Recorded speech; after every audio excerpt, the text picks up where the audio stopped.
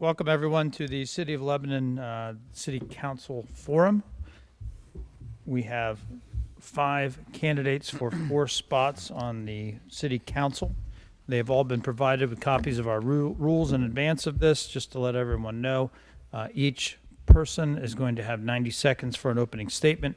We're going to be asking individual questions, and then they'll be provided with time for a closing statement at the end. The order has been predetermined by alphabetical order with the first names, which is unusual, but we're going with it. And we're going to start with our opening statement with Councilman Brad Lambereau. Awesome. Thank you for serving us tonight, Judge, by facilitating this. My name is Brad Lambereau. I'm a Christian conservative pro-life candidate running for re-election. Small business owner, husband of 29 years, father of 4. Soon to be grandfather, which is really hard to believe. Can't believe I'm saying that. I'm way too young for that, but I don't have issues, I promise. It's been my pleasure to serve the city of Lebanon and the citizens over the last 4 years. And after tonight, I hope that you would consider voting for me and allowing me to serve for another 4 years. So thank you. Thank you, Mr. Lambereau. Mr. James Norris, you're next. Thank you. I am James Norris. I live at 664 Carson Drive here in Lebanon. A wise friend of mine said once, it is an honor and a privilege to serve Lebanon, to have the opportunity. He was talking to me in my capacity as a teacher at the time, but I certainly feel very strongly about that with regard to City Council as well. I have lived in Lebanon for over 65 years. I have the best foundation of any candidate to make judgments with regard to the city's future. And I thank you very much. Thank you, Mr. Norris. Councilman Matt Sellers. Hello, I'm Matt Sellers, and I'm 37, and I've been privileged and honored to serve the city of Lebanon over the last 4 years. I'm a Christian and constitutional conservative, and father of a absolutely wonderful 7-year-old son, little Matt. I'm a pro-life candidate, and I've lived in Lebanon my whole life, so it's not just important for me to do what needs to be done for the city, but it's also it's my home, right? It's been my home my whole life. It's my family. I've got 70 family members that live in Lebanon, so it's obviously important because every decision that I make doesn't just impact the residents, but it impacts my family directly as well too. So. I'm looking forward to the opportunity to serve in a few more years for the residents. So hopefully after tonight, you bless me with that honor as well. So thank you. Thank you, sir. Councilman, Mr. Cope. My name is Mike Cope, and I am blessed to be married for 31 years to my wife, Kim. I've lived in Lebanon for 20 years, raised my 4 children here who have now blessed me with 4 grandchildren. I'm not quite up to that 70, but working fast. I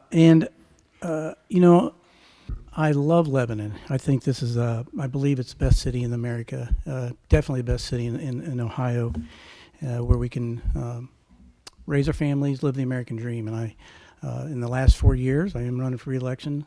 I've endeavored to support that dream. I am a Christian, and those values do inform how I govern. I'm conservative, both fiscally, morally, conservative, traditional family values. It has been an honor and a blessing over the last 4 years to serve the residents of Lebanon, and I seek your vote. I want to serve longer, and would appreciate it. And I do want to thank Chamber and the group for putting this on tonight too. Yeah. Thank you, sir. Councilman Scott Norris. Thank you. I also want to begin by thanking the Chamber for putting this on tonight. I really appreciate it. My name is Scott Norris. I'm a resident of Lebanon, Ohio. My wife, Terry, is beautifully looking at me right now, trying to keep me from being nervous.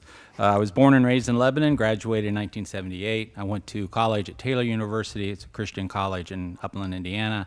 moved to California and got my master's degree in marriage and family counseling, and lived out there for another 10 years and worked with the Department of Children's Services. We decided we wanted to move. We didn't pick Lebanon because of my familiarity with it. We picked it because it's the best city in the country, we feel, certainly in the state of Ohio. I resided there, like I said, for about 10 years. I met Terry there. We had our first child, Lindsay, who's a graduate of Lebanon also. We moved back here and had our second child, Jesse, who's also a graduate of Lebanon. I came to Lebanon to work at Community Mental Health Center, which is called Solutions now and is no longer in business. But I worked there 22 years and was the director of Kids and Children's and Family Services there. I oversaw programs for home-based therapy, child therapy, and family counseling, and our school-based program, which got me in and out of most of the schools in all of Warren County and a strong familiarity. After 22 years, I resigned, started my business, Scott Norris Homes, restoring homes and general contracting, which is my first love. Thank you very much. I appreciate having another 4 years and an opportunity to continue to serve Lebanon. Thank you, sir. We're going to move along to the questions. The candidates have been provided with a list of questions, but they have not been provided with the order in which they will be asked. Mr. James Norris, we're going to start with you. In your opinion, what is the most important issue facing the city of Lebanon? And if elected, how do you plan to address it?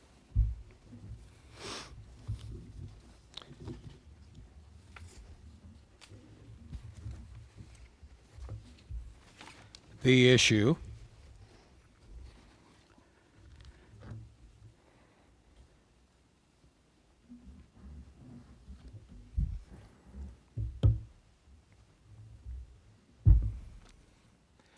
the most important issue facing the city of Lebanon is the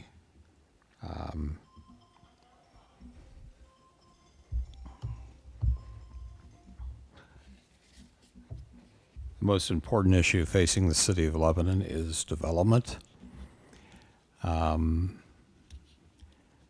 Much evidence of that we can be thinking of here together out on 63 West. My thoughts with regarding development is that upon being on council, I would have the opportunity to participate in policy guidance with regard to development. I think this is the issue that most affected my decision to run again for council. And I have much more to say about that, and I will here as the evening progresses. Thank you. Thank you. Councilman Sellers, in your opinion, what is the most important issue facing the city of Lebanon, and how do you plan to address it? Well, I would say that one of the issues just last year we had a major challenge with the fire department, and council we worked together on finding a solution for that along with the citizens. So that was really a relief to be able to get that behind us. But I think now I would say it's the rapid surge in development requests, right? Lebanon is growing, it's booming. People want to live here in Lebanon. It's an amazing place, and it's just where everybody wants to be. But, we have to be able to, balance that with what makes Lebanon so attractive, right? So, now at the same time, we can't just say no to every development because, I'm a firm believer in private property. And, a landowner has the constitutional right to develop his own property if he wants to, right? So, but, I feel like our approach is kind of what we've done on council up to this point, and I feel like it's what we need to do going forward. It's use our existing building codes and zoning standards to sort of filter that through, right? It's expensive to build in Lebanon now, right? Because the standards are so high. So I think it's just basically about, using those standards and then letting the free market kind of come into play, make Lebanon attractive, and then let the free market do its thing. Thank you, sir. Councilman Cope, same question. I agree. It's the growth pressures, and it's managing those pressures. So the city of Lebanon several years ago, if you go on our website, you can see the Envision Lebanon master plan. It's a guiding document. It's what we as City Council follow to try to manage the growth. So, you know, we've got pressures on the north up above Miller. We've got the new development out on 63.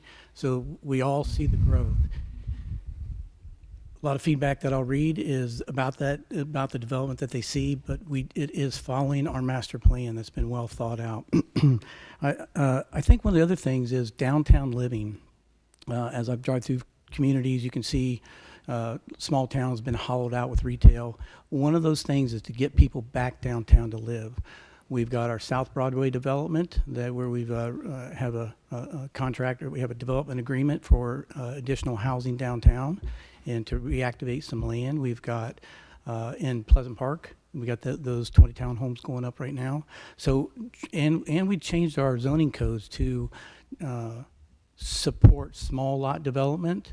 I know it's kind of wonky, but ancillary structures. So giving people freedom to do things with smaller buildings on their property.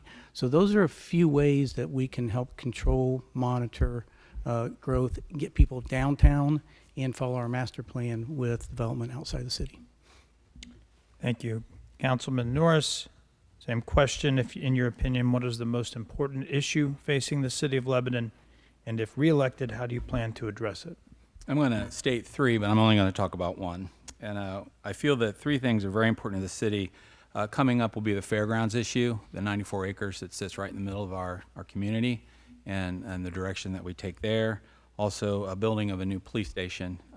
It'll be a very a needed service that we need to provide our police. But most importantly is growth management. People want to move to Lebanon, and individuals have a right to sell their properties to developers. And as Councilman Cope said, we're following a master plan that was set out years ago and moving along with that. However, we can control to a great extent many aspects of that development through density and building standards. And over these last 4 years, we've greatly increased our building standards and what we're having developers have to do in order to build in the community, which is sometimes a deterrent just in that matter. The majority of us moved here at one point and came for the same reason, and others want to come for that same reason. They want to live in Lebanon because it's a great community, and we're trying to figure the best way to allow growth and without it overcrowding and overpopulating Lebanon to a great extent. I'll continue to push standards that will best benefit our community members as we face inevitable growth in the future.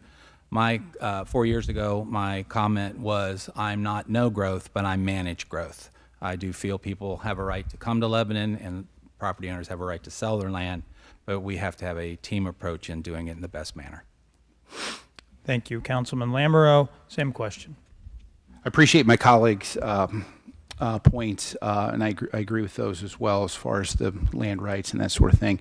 One thing that was, I don't believe has been mentioned yet, is we have a matching grant for our downtown buildings for the second floor for remodel to flip those into bed and breakfast or not bed and breakfast, VRBO, not bed and breakfast, that probably wouldn't work too well.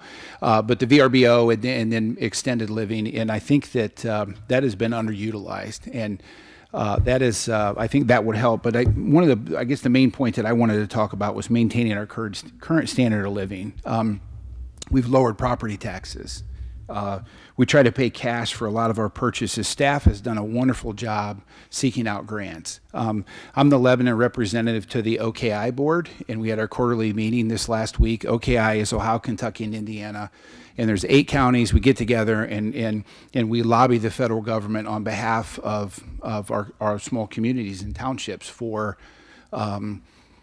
bridges, for roads, for bike trails, a lot of infrastructure, mostly infrastructure stuff. And we, Lebanon, we were just awarded 3 of our grants, 3 of our requests for $2.4 million.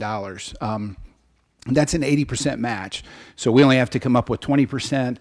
So we're trying to do different things like that to, thank you. I'll stop right there. I don't want to make you mad. Thank you, sir. We'll move on to our next question, starting with Councilman Sellers. It was brought up about the fairgrounds. We are on the Warren County Fairgrounds in the Event Center tonight. And it is anticipated that the city of Lebanon is going to purchase this 94-acre parcel from the county. If that does happen, what do you think is the best use of this property? Well, I mean, first and foremost, I think it is about protecting a piece of Lebanon's heart. You know, what's always been the focus should remain the focus, and that's the Warren County Fair, right? You know, the 4-H exhibits, the livestock shows, the you know, the rides. I mean, I've pretty much every year of my life I've attended the Warren County Fair, and my son, you know, every year for 7 years he looks forward to Fair Week. So I understand the criticality and the importance of maintaining that and enhancing that. You know, I also think that, you know, as you know, Mr. Norris has mentioned that, you know, there's a need for a police department. So I think there is a great opportunity for us to take a little parcel of that land and develop a new police department. I mean, they've got the most difficult job in the community, and that's protecting the entire community. So they obviously need the resources at their fingertips to be able to do their job effectively. But, you know, I think there's also some opportunities limited for some redevelopment, but ultimately it just comes down to enhancing the experience for the community of what the fairgrounds has always been, the centerpiece of Lebanon. Thank you. Thank you, Councilman Cope. Same question. Sure, and I think the question, a little bit of the question needs to be rephrased because it's not best use. It is, we have to think of this as multi-use. So we just had our kickoff, and I'm on the committee for the master planning of this property. And I'm going to say property, I'm going to say campus, because this is really campus, the way I think of it. So it has got many multiple uses. Ag Society with the fair, now think about it, that's only 1 week a year. So we've got to protect the historic fair. We've got the Ohio Harness Horsemen Association here with their training facility. We got 4-H, the Ohio State Ag Extension, and all those 4-H events and things like that. The little racetrack back here, campground, the event center. So all of these, Apple Fest. So all of these things, it's multi-use. What I want to see in the planning committee is that it's likely going to be some commercial development out front because we have to figure out a way to stabilize the groups that are here financially and to give them the breathing room they need to do to be organized to succeed. The city is not going to be an open checkbook for this. We're going to figure out how to partner with all the groups. We're going to figure out how to stabilize things so that they can do what they do best. Some city amenities are probably would seem like it would fit in this area. But it's about partnership and creating stability for the groups here. Thank you, Councilman Norris. If this parcel that we're standing on, you're sitting on right now, is transferred to the city of Lebanon, what do you think should be done with it? I'm currently also on the steering committee that has been put in place towards the best use of the property. And also when we say fairgrounds, that means a lot to to a variety of people. Some people think of the fairgrounds as the fair. Some people think it as the racetrack, and we think of it as Councilman Cope said, as more of a campus, as a large entity with different facets. The opportunities are endless, and discussion has taken place on a purposeful plan is being developed if the city takes over the land. I feel, one, the fair remains and gets better. It gets back to the fair that was possibly years ago with some input and some direction that we can provide. The horsemen maintain a presence and resource at the fairgrounds. They've been a part of Lebanon in this fair since the fair was created. We want to continue to support them. Property can be transformed into a more reflective of Lebanon's beauty. Right now, it just is a parking lot and a couple buildings is what it looks like from Broadway. When you enter Lebanon, we want to make it look more like a continuous part of Lebanon. A well-thought-out plan for the land along Broadway that would produce revenue and be useful to the community as well. Integrating other land use projects that would better use the property rather than a large parking lot that it sits most of the days empty. Possibly using some of the land for a future police station as well. The committee is currently in discussion what we could backfill in those areas. And remember, Lebanon doesn't own the land yet. Councilman Lambro, your compatriot here, Councilman Norris, is correct. Nothing has been completed, but there's a lot of discussion about it, and I think talks have advanced. If they go forward, what do you think this land should become? I think I would agree with the multi-use approach. I first and foremost, the 4-H program. I was in 4-H for 11 years, along with my brother and my sister, and it was just a wonderful, wonderful memories and the information that we learned and the work ethic. It was just a great time of my life. So we want to continue that. Obviously, the fair. I love going to the fair. It's a great time to bring everybody together in the community and celebrate our roots. I think the Harness Association definitely has a place as well, and that's something we're working with them. The buildings to the north of us need a ton of work, and so we're reviewing all that with all the interested parties to try to figure out how to put this together. And then lastly, I believe that there's definitely an investment opportunity out here on Broadway with the few acres that are out there. We need a way. We don't want the taxpayers to have to pay for all this. So we want a way to where we can fund this, make it nice, something we're proud of, and definitely beautify the property, and then open it up more for other uses like this building right here. Thank you. Mr. Norris, same question. Thank you. When the state approved the Racino, a new page began for Lebanon, being the home of the fairground. The integration of what currently exists that I'm hearing we will be maintaining should all this come to pass. The horse industry, the event center, the track kitchen. But one element that I would just add, since we're all pretty much saying the same thing, one element I might add is that planners on the future with regard to the fairground consider the sky with regard to the possibilities of premier events. You know, can this become a showplace? Other places are. Ohio, Kentucky, horse country. Why can't Lebanon? So I would say while we're real early, we don't even own the property yet.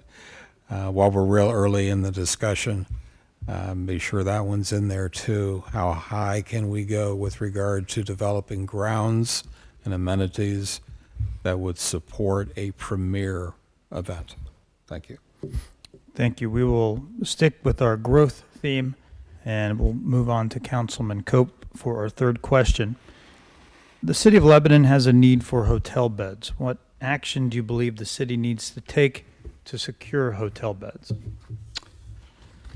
Hotel developers are a pretty tricky, finicky, difficult group. They do not want to lead development. They don't want to be the first building in a development. They want to follow growth and see other successful developments around. So it's been tricky. We've entertained and spoke with boutique hotels. I've personally solicited and tried to promote Lebanon to a developer. We have been on the cusp because of our demographics. 5 years ago, we had almost 45%. It was in the mid-40s. I don't exactly remember. Multifamily rental properties versus family-owned. We have been slowly changing that demographic, so that it's in the 30s now and in the 70s for family-owned. So what that does is it helps us with our median income. It makes it more attractive. Those are the type of metrics that hotel developers. I will say that we are actively and excitedly close to some positive results in this area, and just leave it at that. So hopefully this will be addressed here within the next 4 years. Thank you. Councilman Norris, same question. Hotels, I have been taking pictures for the last 4 years. everywhere I go of a successful hotel in a community that's similar to Lebanon. Portsmouth has a building that was located across from a wedding venue, and Portsmouth's very similar to Lebanon. And in Nashville, they have revitalized certain neighborhoods where my daughter goes to work, and microtels have been put in place. That's been the push. I've also learned that hotels are very expensive, and they want traffic. They want people to come. They want to be used. We're just on the brink of being too far from two freeways that get an enormous amount of traffic. We own land, we can put something out closer to the freeway, but we want something in Lebanon, close to Lebanon.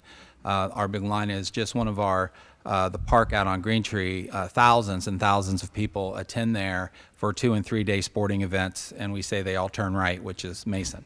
And we're trying to get them to turn left. So it's been on the forefront. We've offered some city land, 2 locations, one downtown, one just outside the city, for sale, and have hired a real estate agent to seek out potential prospects. Name brands haven't bit yet, but some other innovative ways to get a motel into the community they have. So our goal, I think, over the next 4 years is to have something established and placed in Lebanon. Thank you. Councilman Lamoureux, what action do you believe the city needs to take to secure hotel beds? I know the city's reached out to several developers. In fact, we had the city performed a comprehensive study on tourism here about 24 months ago, something like that. And I think the answer, or my interpretation, was we're just not quite there yet. I believe we need a hotel.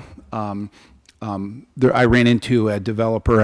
I serve on a board out of state with, no one cares about that. But long and short of it is, I ran into a developer from Chicago, and he loves small towns. In fact, his college roommate was from Loveland, and they've eaten at the Golden Lamb a lot. And he's like, I love Lebanon. And so we connected. I got his information, sent it to the city, and he's like, you're just not quite there yet. Which I don't know what quite there means, but I know that the desire is to solicit developers to try to entice them to look at our downtown, look at east of here, north of here, south, so on and so forth. I think that I was here at Oktoberfest, and I see all the people that came into town, and it's like, man, if there's a way to where these people would stay overnight and shop here and dine here and buy gas here and so on and so forth, our businesses would benefit from that. Thank you. Mr. Norris, same question regarding hotel beds. It's very true. Geography plays a very major part with regard to Lebanon's development issues. We're kind of like on the east end. You just look east, and we've got, a lot of cornfields. We've got Fort Ancient. We've got a lot of beautiful rural land.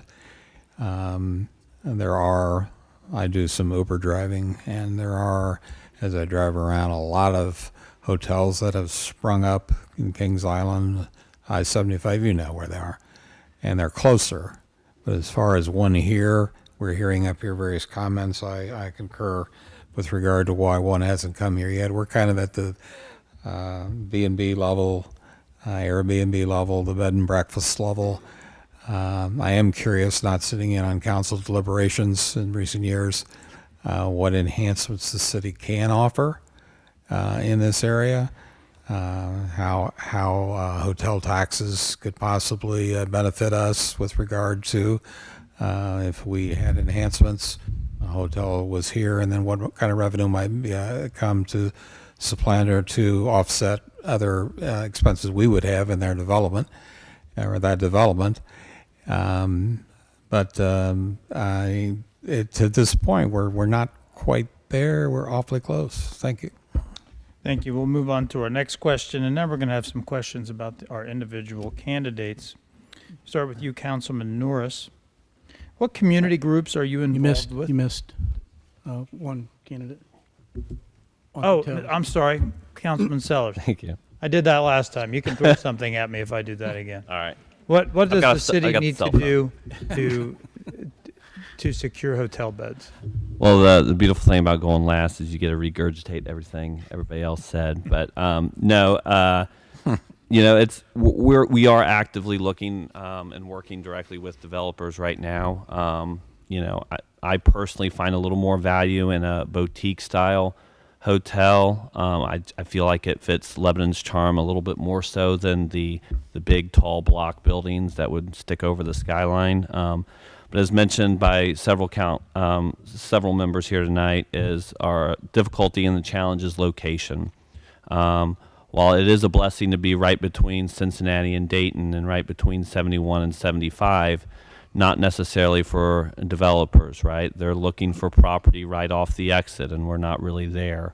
So, I think we are it's just about continuously bringing developers into our chambers and having those conversations, seeing what it is we can do to, entice them, whether it's, tax benefits, whether it's, zoning adjustments, whatever it is that we need to do.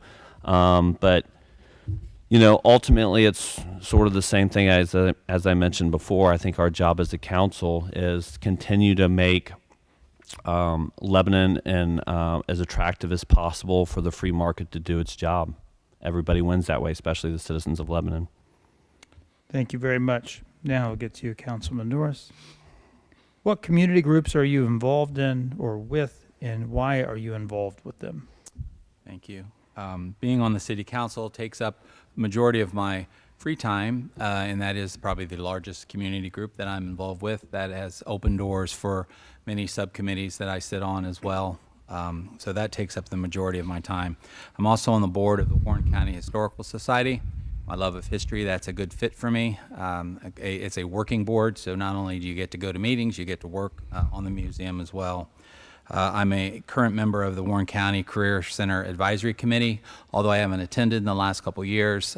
Being a licensed therapist, I sit and work with the counselors on establishing program there. I am the president of one HOA and a board member on another, and believe it or not, I did that on purpose. I do like that. My wife and I have also started a ministry called Reset. It's a new ministry where we assist residents who are in need and facing code violations by using my connections as a contractor to help people fix their homes or do something that maybe they can't afford. We go in and hire our own contractors to go and make the repairs so they can take care of their code violations. I'm involved with these groups for my love of history. The Warren County Career Center, it keeps me involved where I'm able to work with the school kids, which is what I did most of my career. I like working with teams, and working and being on the HOAs allows me to assist in keeping property values good and the buildings in order. Resets allows us to use the gifts that God has given to me and my wife and to help others in their time of need. Thank you, Councilman Lamoureux. Thank you. I'm a passionate supporter of Trail Life USA. I'm a parent leader. That's a Christian conservative group, meets here on the south side of town. And it's basically a group of fathers and grandfathers that work with their sons and grandsons. We're looking to build these boys into men, teaching them about family, church, and community. We do things like study our founding generation, camp, hike, look for an opportunity to serve. So Scott, we may need to talk about that foundation you've started. For an example, in the last 2 years, we raised money and planted over 600 trees out in Miller Park as part of the reforesting program out there. And then we have 3 of our older boys, and it starts at age 5 and goes up to age 18. We have 3 of our older boys right now that are chasing their Freedom Award, which is similar to Eagle Scouts, but it's broader in what they do. But that work is going to result in projects for our town. So they do everything from fire pits to orienteering courses to building small pavilions or bulletin boards on bike trails and that sort of thing. So really passionate about that. It's been a whole bunch of fun. Except for the camping in the rain. That's overrated. I think it's properly rated. It's not good. Not good. Mr. Norris, what community groups are you involved with, and why are you involved with them?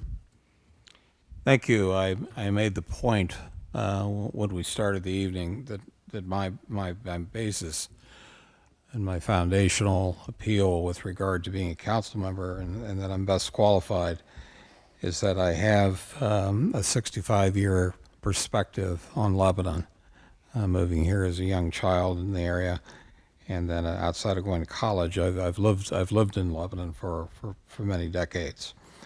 During that time, 37 school years, I was involved as a teacher, coach, and a number of other positions that I held in the schools, and then I've served on city council for 4 terms. From 01 to 16. I can remember when, speaking of perspective with regard to those many decades, I remember when Broadway and Columbus Avenue were 2-lane roads. And so I have a very strong feeling with regard to decisions council has made and the master plan with regard to how we're using this road right out here with regard to North Broadway, how it's being designed, the reasons for the design and so forth. Because I remember the tremendous joy that we had when we went to 4 lanes 50-some years ago, 60-some years ago. And I'd like to blend in with regard to my statement on schools and that's my professional life. I am very, very aware, and I haven't heard this addressed here this evening, with regard to our position on development, and it seems to be reactionary. It seems, and I'll come back to that point. I'll pick up with that. Thank you. Thank you. Councilman Sellers, what community groups are you involved with and why?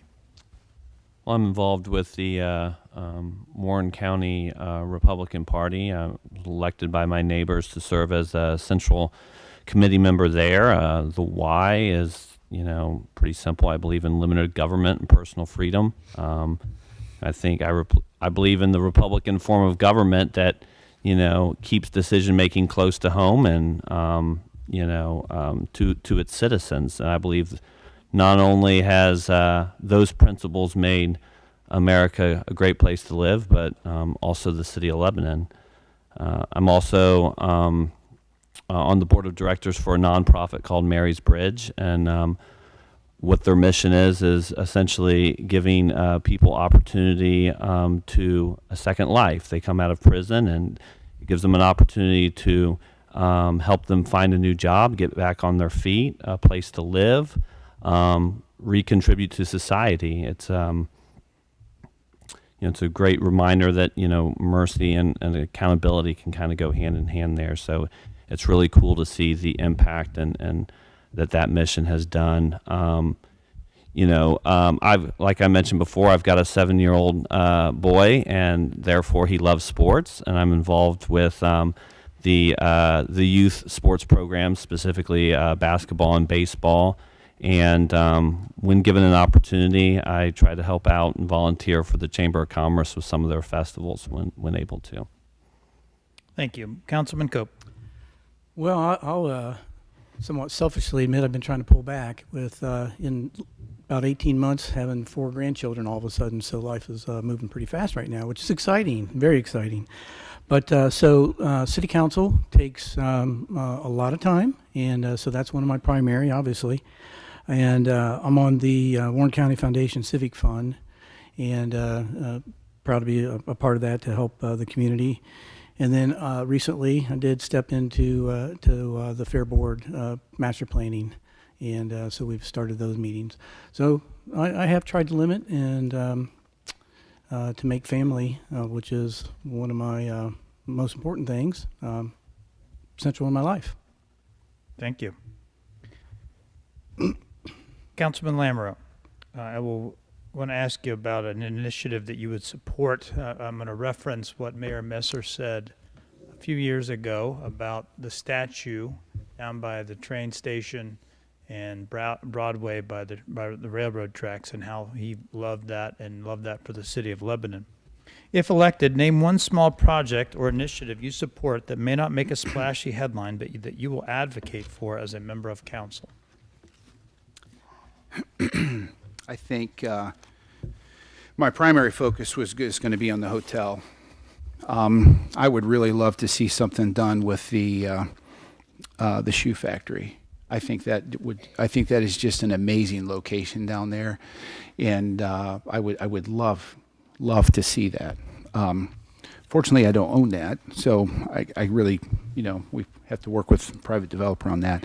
I believe there's several good spots. My wife and I, we have family in the four corners of America, and they're traveling into town, and we're blessed. We have an extra bedroom now that my son moved out. I mean, that's not a blessing. I mean, it's good that he moved out. So don't take that the wrong way. He's probably not going to listen, but just in case. So we do have an extra bedroom now, but it would be nice.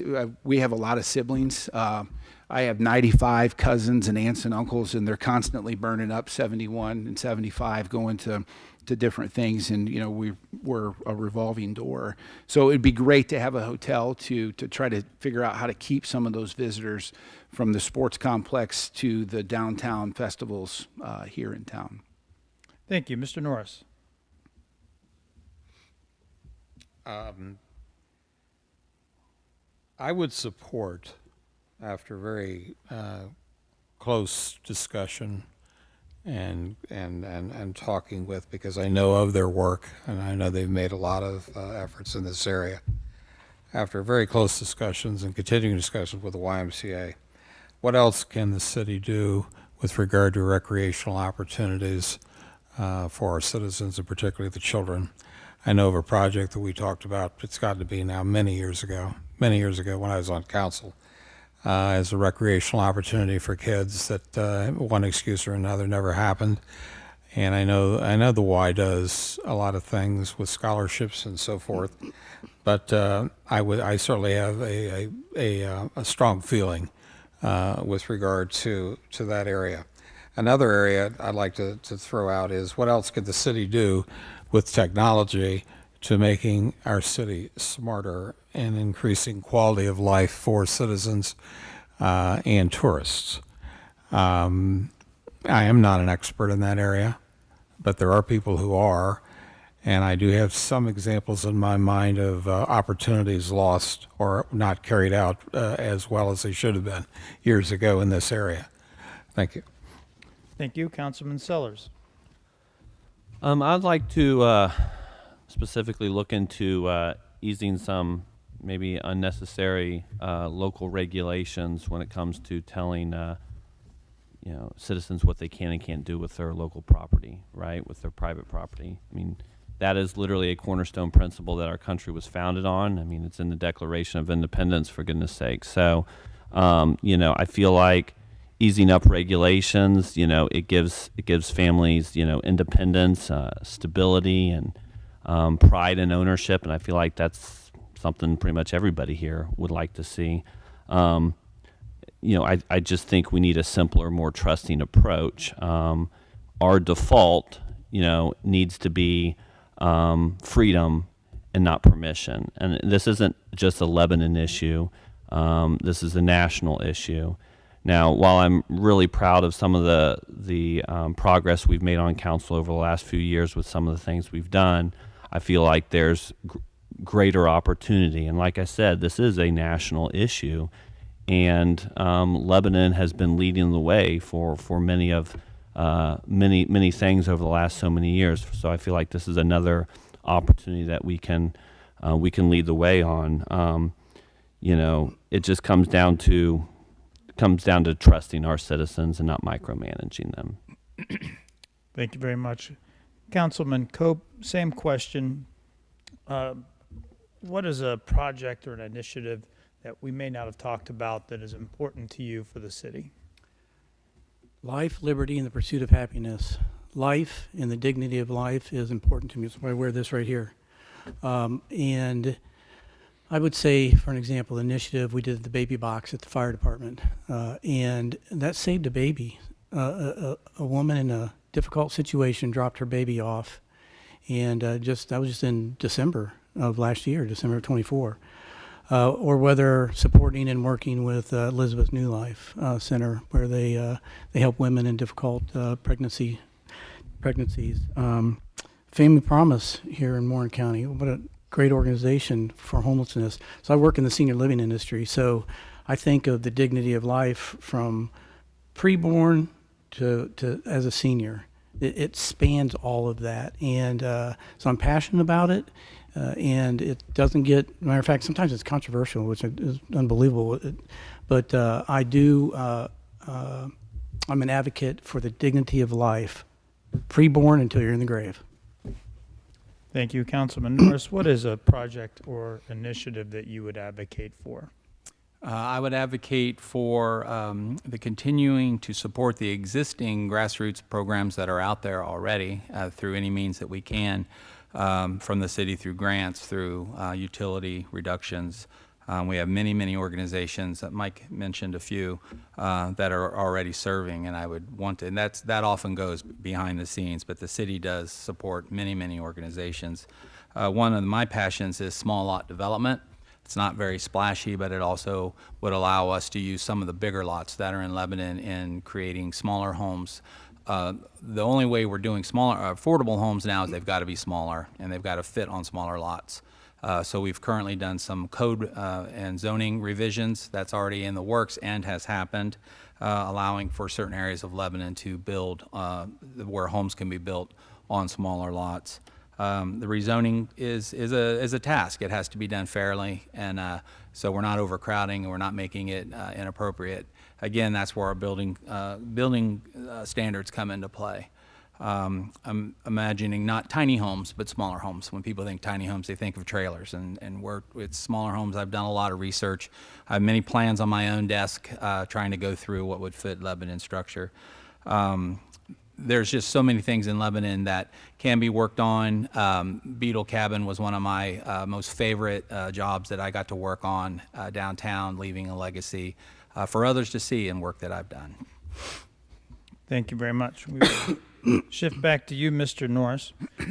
Why are you the best candidate to run for Lebanon City Council? I think that I have demonstrated with regard to many years of being on organizations.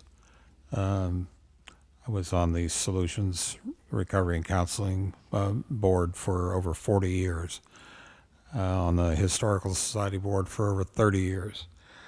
And that's because I think it's a strength I have in collaborating.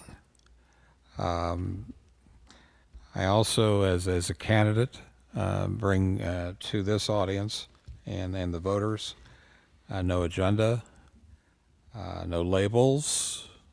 We've heard that tonight. I have no labels. I take nobody's money, no money from any group. I listen to no power broker. I am very, very keenly aware, and I appreciate the word Constitution being used here this evening, of our own city charter, that this is a non-partisan race. The labels that are utilized there's reasons they are, and I'm sure we all have an idea as to why that is.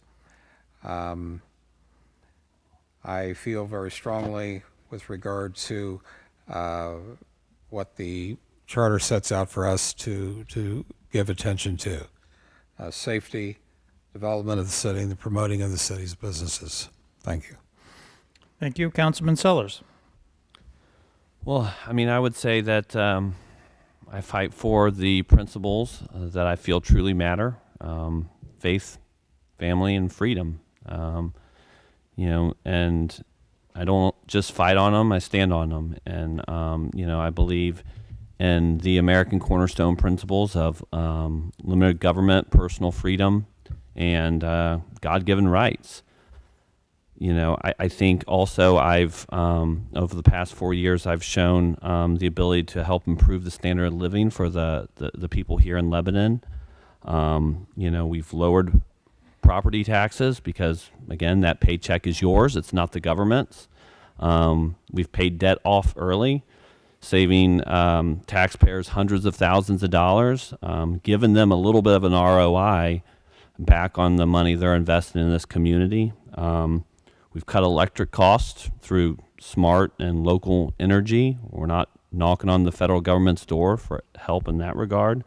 I've stood for the most basic human principle, yet most key human principle in existence, and that's life. And I believe that the majority of Lebanon citizens would agree with me on that. We've seen improvements in our roads, and I believe in keeping Lebanon strong, free, and rooted in American principles. While I'm not perfect, I feel like I'm proven at this point. Thank you. Councilman Cope, why are you the best candidate to run for Lebanon City Council? I'll rephrase that. I don't know that I like the best label, certainly highly qualified, but I'm not afraid of labels. If I'm going to call myself a conservative Christian, I'm proud to be considered a conservative Christian. Labels oftentimes help to encapsulate thoughts and ideas. And so my personal integrity is pegged to that. I'm held accountable. I'm not going to lie to people. I'm not going to mislead people. If I make mistakes, I'm going to own up to it. So that label should encapsulate that, and I live up to that standard, or I try to live up to that standard. Family, friends, I've now been on council for 5 years, a little over 5 years, because I was appointed for a little over a year and then ran for re-election and won that. So fiscally, I'm conservative. So my faith informs my conservative values, and what does that mean? I'm fiscally conservative, believe in traditional family values, believe in freedom. I wish I could articulate like Mr. Sellers can at times, as the First Amendment, the freedoms that we have, I will stand for those. With people that I don't agree with, I will make sure that I stand for that. So I think I'm a highly qualified candidate. We'll get into work experience, and that I think my work experience fits well for the kind of decisions that we're facing in Lebanon, and that's it. Thank you. Councilman Norris. First off, I too want to announce my label that I am a conservative Christian. I'm very proud of it. My faith drives my decisions. I moved to Lebanon because of its conservative nature. I chose that. I wasn't forced here. I could have gone anywhere in America I wanted to. I lived on a coast. I turned around and said, which way? And we found Lebanon. And for 33 years, I've been here, and I'm proud to be here. My years as a Lebanon student or citizen has only encouraged my love of this community, so much that I did travel 3,000 miles to be here. My father operated a business here. I operate a business here. I raised my children here. We're 3 generations of Lebanon people here, and I'm proud of that. My interests and decisions not only affect the community that I serve, but they also affect me. Everything I vote for, everything I run through has a direct impact on me as a Lebanon citizen. I think through each decision how it would affect the Lebanon community, including me. I feel I know Lebanon, enjoying working to make it even better community than it already is. Thank you. Councilman Lamoureux. First of all, I am a Christian who is conservative and pro-life. A small business owner of 25 years. I actually moved my business here because I love Lebanon. And that actually increased my taxes because I wasn't paying taxes before then. Anyway, that's my staff reminds me of that. I want to see our local families and business succeed, and I think this benefits the community. I believe a rising tide raises all ships. I've raised my family here, all 4 of our kids, and it's awesome because my kids, when they go away to college, they want to bring their friends back home. I believe that great communities attract great families. And Lebanon's full of great families, and I'm asking for your vote so that I can continue to serve with my colleagues on City Council and continue and work with staff and try to continue to make this a great place to live, work, and worship. Thank you. We're now going to have our last question of the evening. We're going to start with Councilman Sellers. How do you plan to work with and collaborate with other council members who may disagree with you on a particular issue? When I saw this question, honestly, it was kind of sad when I saw this question because I feel like this is where we've gotten to as a society where this is a concern. For me, it's about listening and respect, right? Like, we're not going to always agree on everything, regardless if we are, have the same political ideology or the same political, affiliation. I mean, we're going to have times where we disagree. We see it on council. I see it on council all the time. We have different perspectives. It's just a matter of understanding why we're there. We're there to serve the great people of Lebanon, right? It doesn't matter who gets the credit. It doesn't matter who comes up with the idea. It's a matter of being respectful to each other and understanding that egos get pushed aside because we need to do what's best and improve the standard of living for the community. I feel like if we keep this in mind and we focus our decisions on what matters, and that's facts, faith, and freedom, then everything's going to be fine, and the people of Lebanon will be just fine. Councilman Cope. Before my question starts, there was one question about experience. Are we not doing that question? We are not, unless you want to stay here till Nope. 9:30. No, I just want to make sure and hit a couple points in. Thank you. So, You can certainly address that in your closing if you choose to do so. oh, good point. Okay. So we have a very collaborative approach right now on City Council. So moving forward, it's not going to be any different. We debate, we disagree, but you don't have to be disagreeable. You don't have to be hateful about it. It's the way I approach just life, because life's hard enough without having to argue and make enemies all the time, right? So I'm a team builder.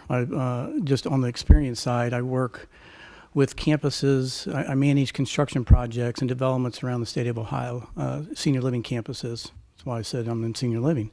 And so you can imagine I got to develop teams, work with teams, develop teams of architects, engineers, contractors, work with city, municipality, all over the state. So council's no different. Your family's no different. I mean, you have to build teams and figure out how to work with people. You listen and then offer your opinion. And sometimes other people's informed opinions need to change your mind. You need to be willing to do that. That's the atmosphere we have with City Council. And I look forward to hopefully next 4 years to be able to work through that system again. Thank you. Councilman Norris, how do you plan to work with and collaborate with other council members who may disagree with you on a particular issue? I have decades of experience. I think we're going to go with Councilman Norris, Thank you. and then we'll go around that way. So hold that thought. Thank you. I put a lot of thought into this one, so I'm going to read some of this, and I apologize for that. But this was probably, I was going to say my most favorite question, but it was also one that I really wanted to make it clear. I said, there's a term on social media that has been used as a poor assumption of how this city council operates, and that word is groupthink. The definition of groupthink is the practice of making decisions as a group that discourages creativity or individual responsibility. I can tell you as a group, yes, we do think, but the 7 of us come at agenda items from different angles based on his or her own experience, are educating ourselves on the matter and discussion. We are presented with many opportunities from city staff to assist them in directing them, using their input research to help make our decisions before we vote. At the end of lengthy discussions, debate, and input from each of us, we then vote. And yes, it's often unanimous, but not because anyone was discouraged to express their views, but encouraged to do so. From there, a vote is taken. To the outsider, it may look like we just approve items, but in actuality, hours and days have been spent in conversation and research ourselves to shape the item to what we as 7 feel is best for this city. I personally handle disagreements by taking time to contact the person in discussion and making sure I understand their viewpoint. Sometimes I get change, and sometimes I change. But I can promise you, no one is discouraged to express their individual opinion and backing for it. Thank you. Thank you, Councilman Lamoureux. How do you plan to work with and collaborate with other council members who may disagree with you on a particular issue? I think there's a verse in the Bible that says, without vision, people fail, or some translations, people perish. And I think that's one of the things. We all have the same goal. We want to see our businesses thrive. We want to see our families thrive. We want to see our schools succeed.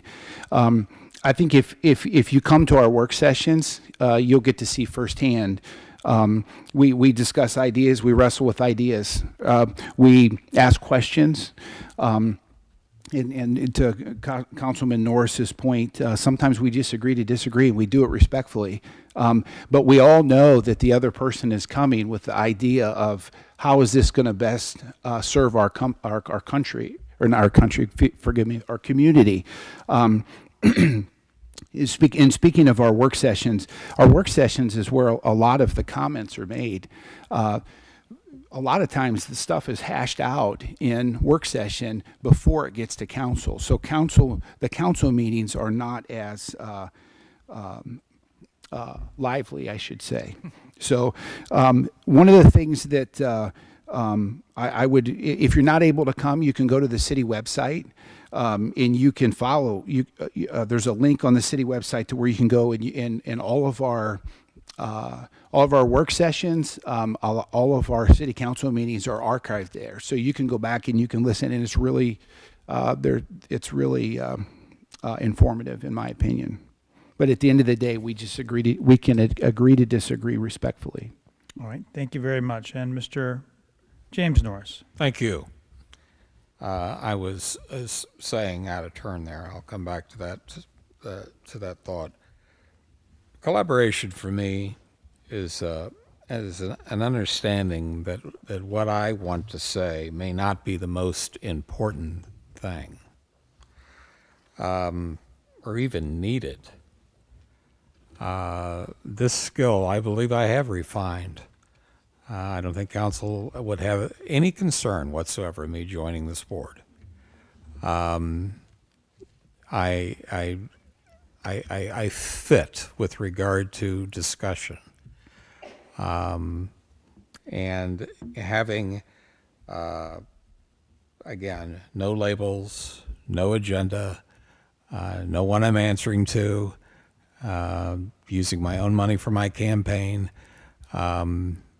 I also want to point out this council has not let me on council twice that I applied, and the lack of the tone that I saw in the last council meeting, watching the video the other night, with regard to the total tone of the meeting, with regard to the 7, and I won't use the term that's been objected to that we use here this evening, to not be using it. I'm not using it.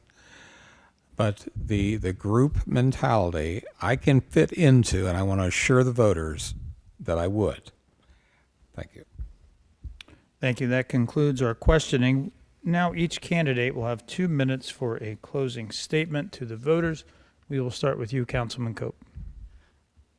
I do ask for and would appreciate your vote. It would be an honor to continue for another 4 years serving the people of Lebanon.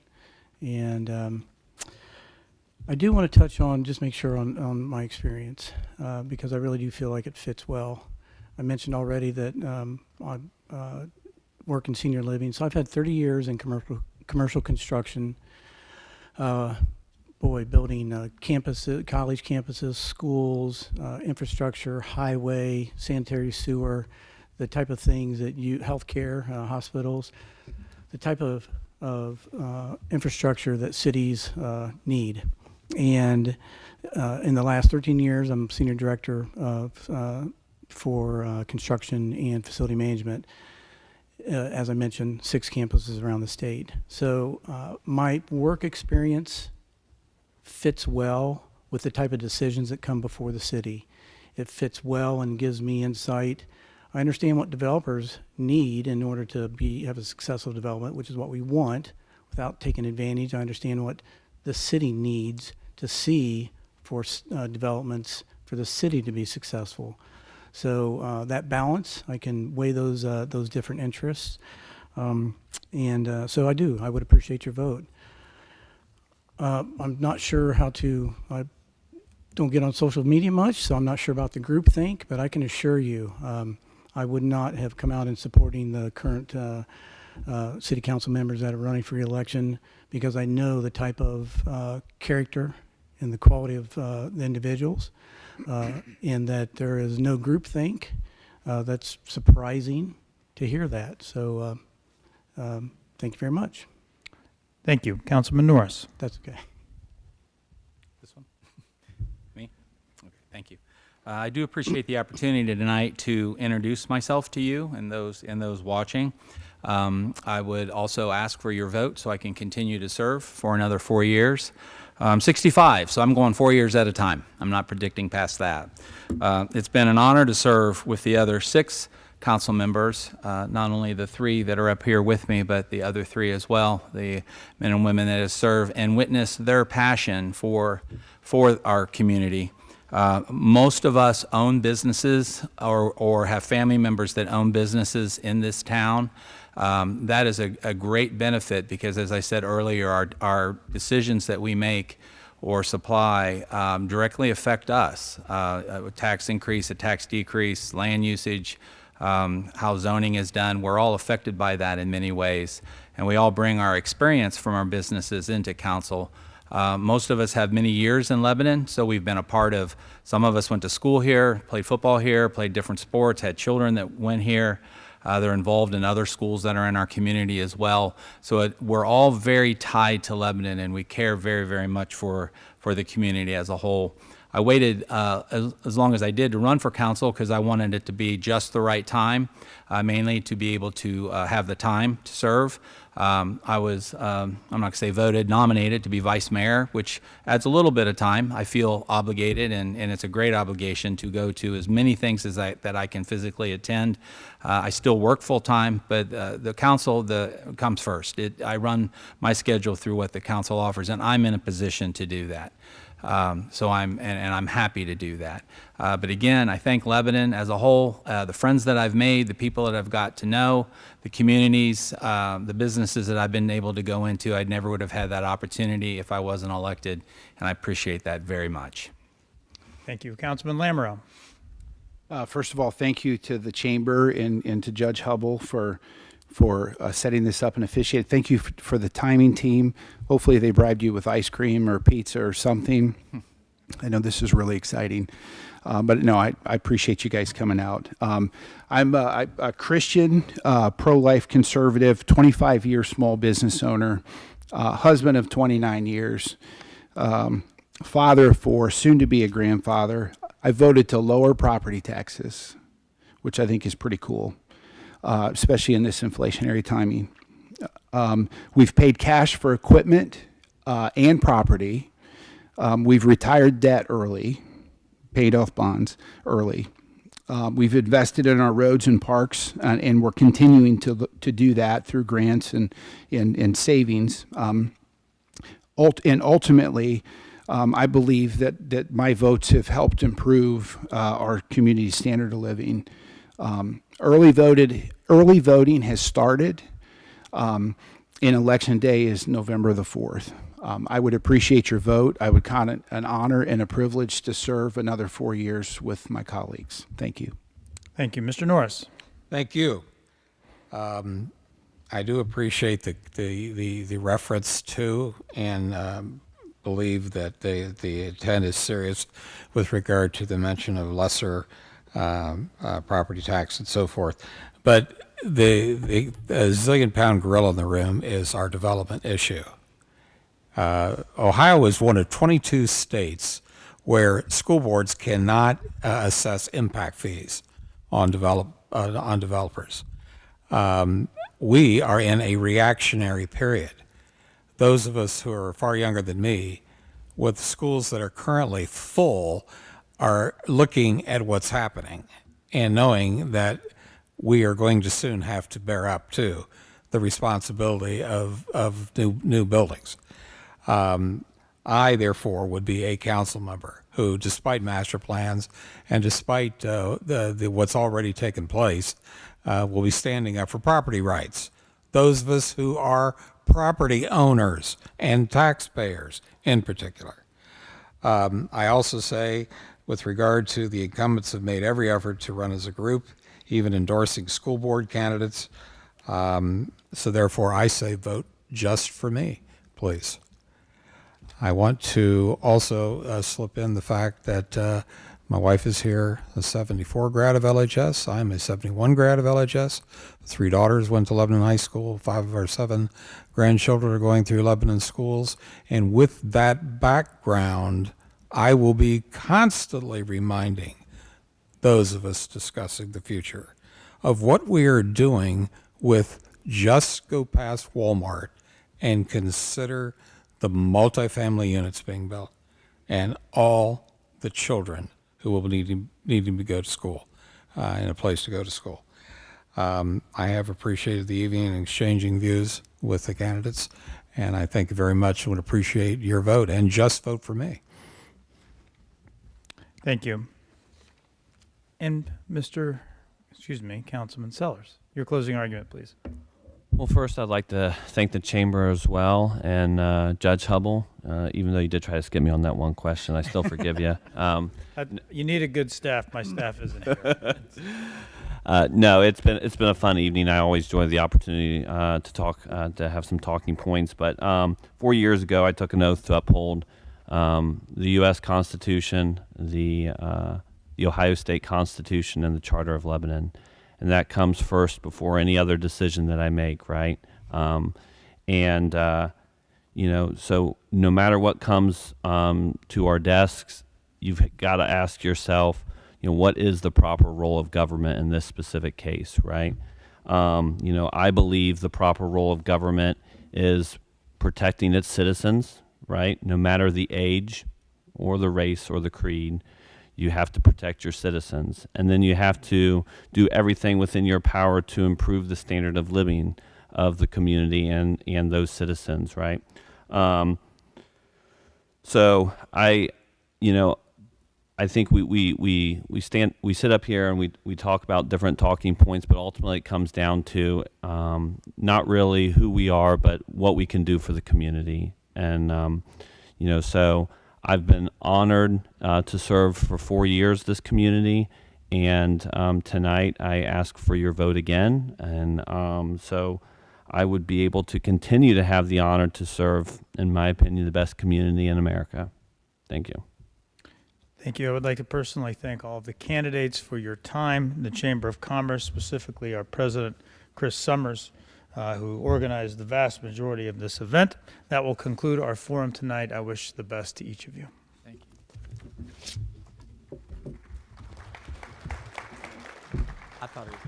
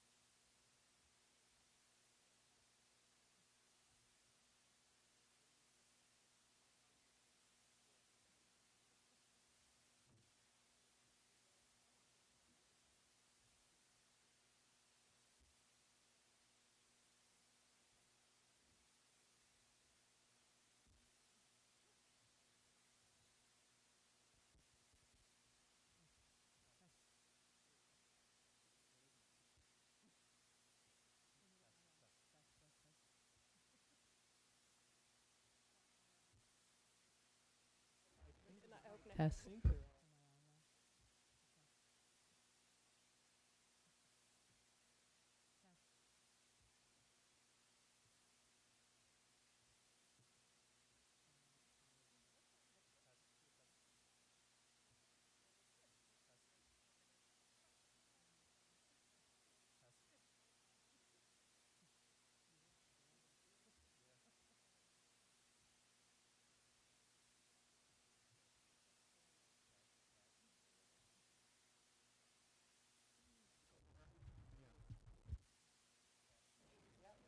Yeah.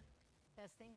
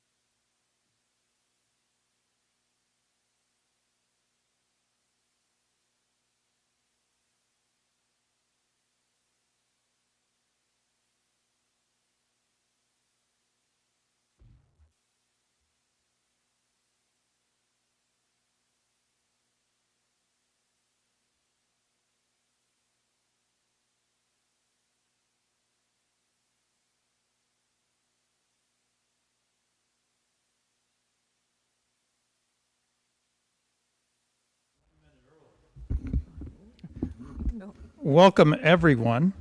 We are here with our panel. These are the men and women running for the Board of Education for the Lebanon City School District race. Just to let everyone know, we have sort of a race and another race within a race. We have two individuals, Jennifer Dalton and Esther Banta Larson, running for an unexpired term beginning January 1st, 2026 and ending December 31st, 2027. And we have 5 individuals running for 2 spots in a term beginning January 1st, 2026, ending December 31st, 2029. And those are Jesse Ellis Alvarez, Michael Gliotti, Roy McCutcheon, Ian McPherson, and Danielle Schultz. So first of all, thank you all for being here. We are going to start with opening statements, and we're going to move into questions to the individual candidates. All of the candidates have been provided with the questions in advance. They have not been provided with the order in which the questions will be asked. We are going to be asking these questions by alphabetical order, going across all the way down, and we are going to be starting our opening statement with Ms. Ellis Alvarez. You will have 90 seconds. What would you like to tell the voters? All right, thank you. My name is Jessie Ellis Alvarez. I am a speech pathologist. I'm a public educator with more than a decade of experience advocating for students and families. I am a mother of 2 young children who are educated in the district. My husband is a full-time custodian for Lebanon City Schools. Running for school board is not just a casual undertaking for me, it's deeply personal. The success of the district is a personal undertaking for me. There's no secret that there's some challenges in the district right now, but I am not fazed by this. I am the type of person that runs towards the challenges. I feel that my experience and my education makes me a supremely qualified candidate to serve on the board. I would bring to the board collaboration, communication, and actionable plan. I would be honored to serve the district, and I look forward to explaining my plan to you this evening. Thank you. Thank you. Candidate Jennifer Dalton. Okay. Thank you for inviting me to this forum tonight. My name is Jennifer Dalton, and I would be honored to serve this community for another 2 years on the Lebanon School Board.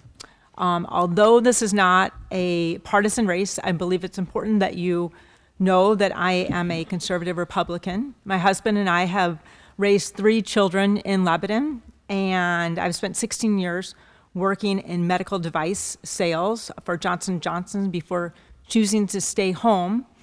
And I became actively involved with a lot of their volunteering within the schools, which is what brought me to the school board. My volunteer experience includes serving on school advisory boards, supporting teacher retention efforts and programs, participating in anti-bullying programs, and helping organize fundraising projects.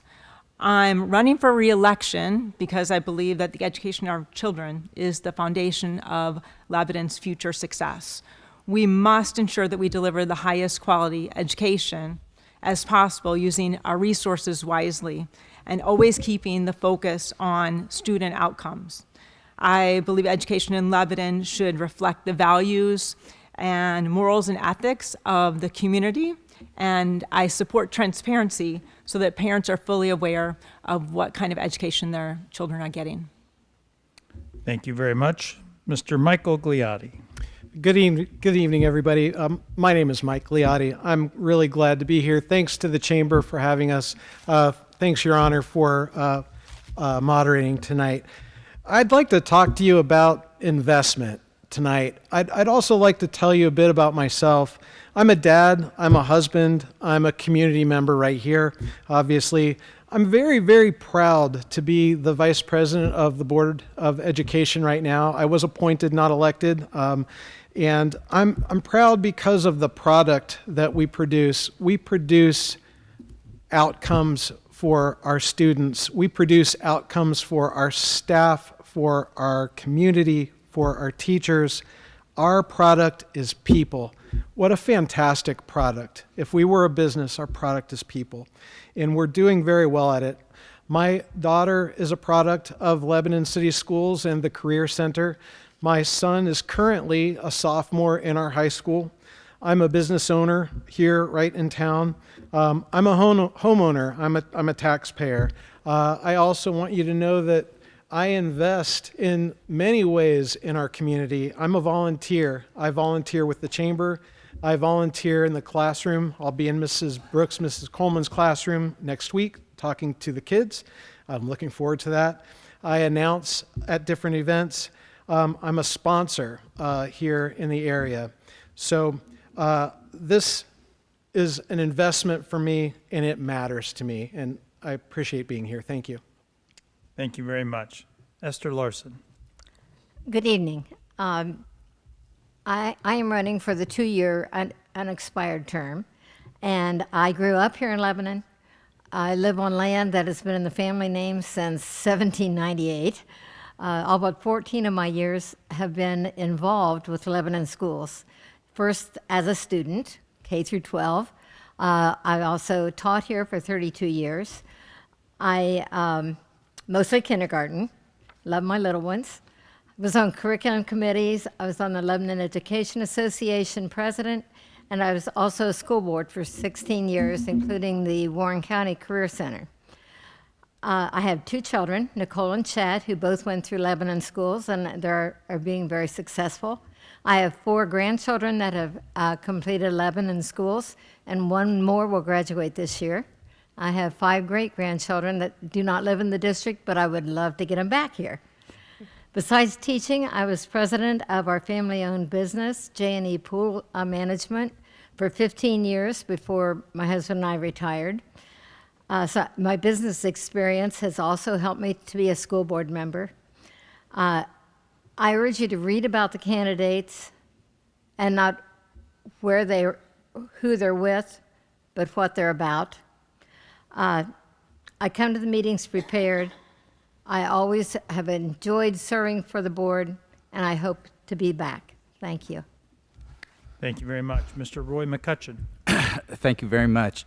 First of all, it's great to be speaking to a room full of people this time. 4 years ago, we were coming out of COVID, and we did this to an empty room, and it was very odd.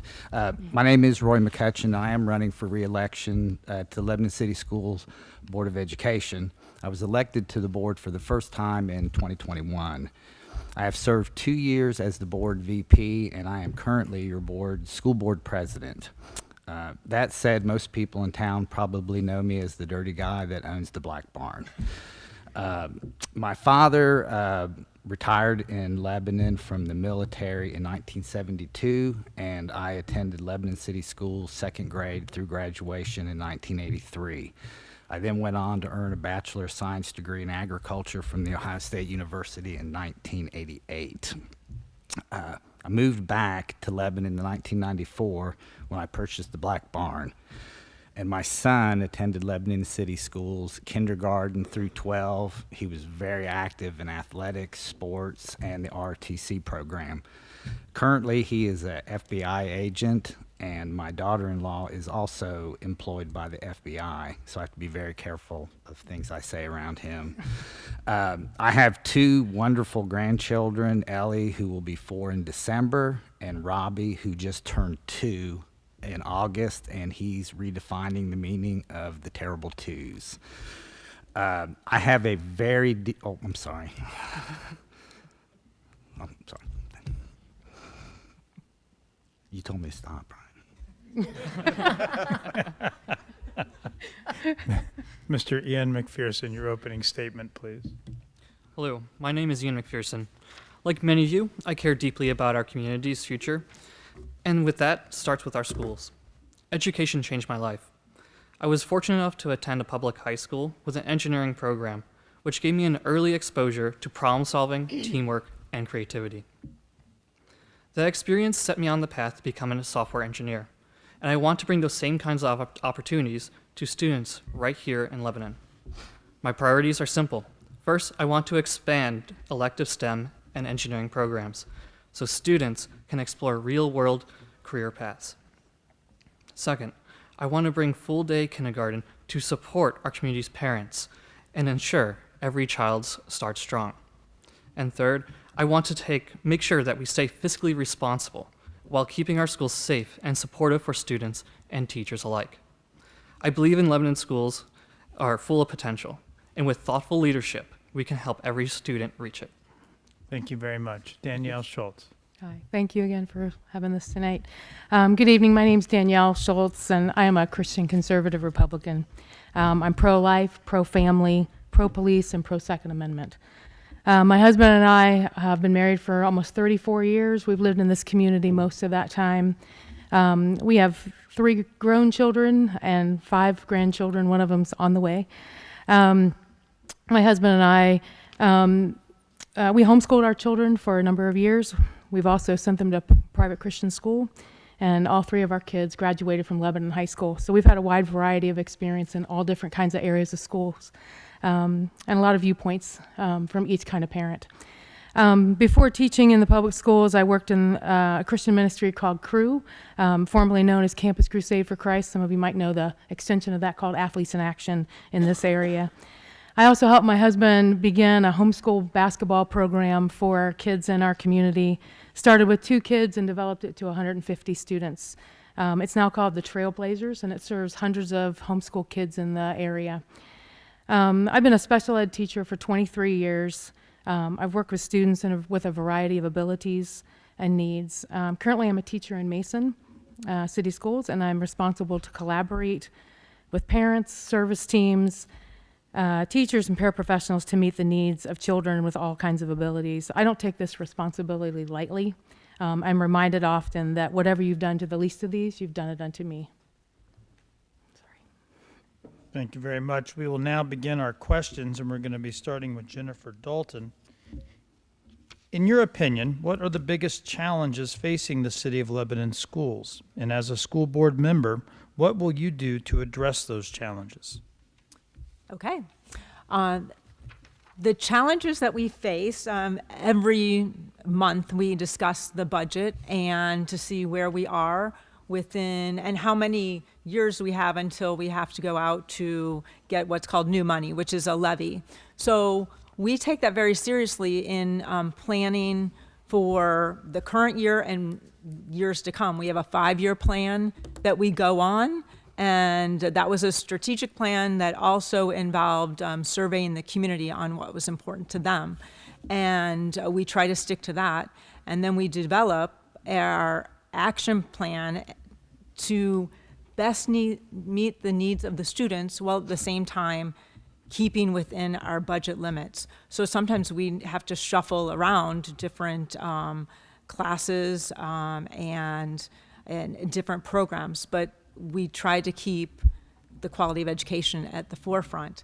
But I would say that budgeting is always one of the biggest challenges. There's also discussion about property taxes coming in and coming down, which will have an impact on our schools, our public schools. And so we plan for that, and we try to talk with public officials to inform them of what our needs are in the City of Lebanon. Thank you. Mr. Gliotti, same question.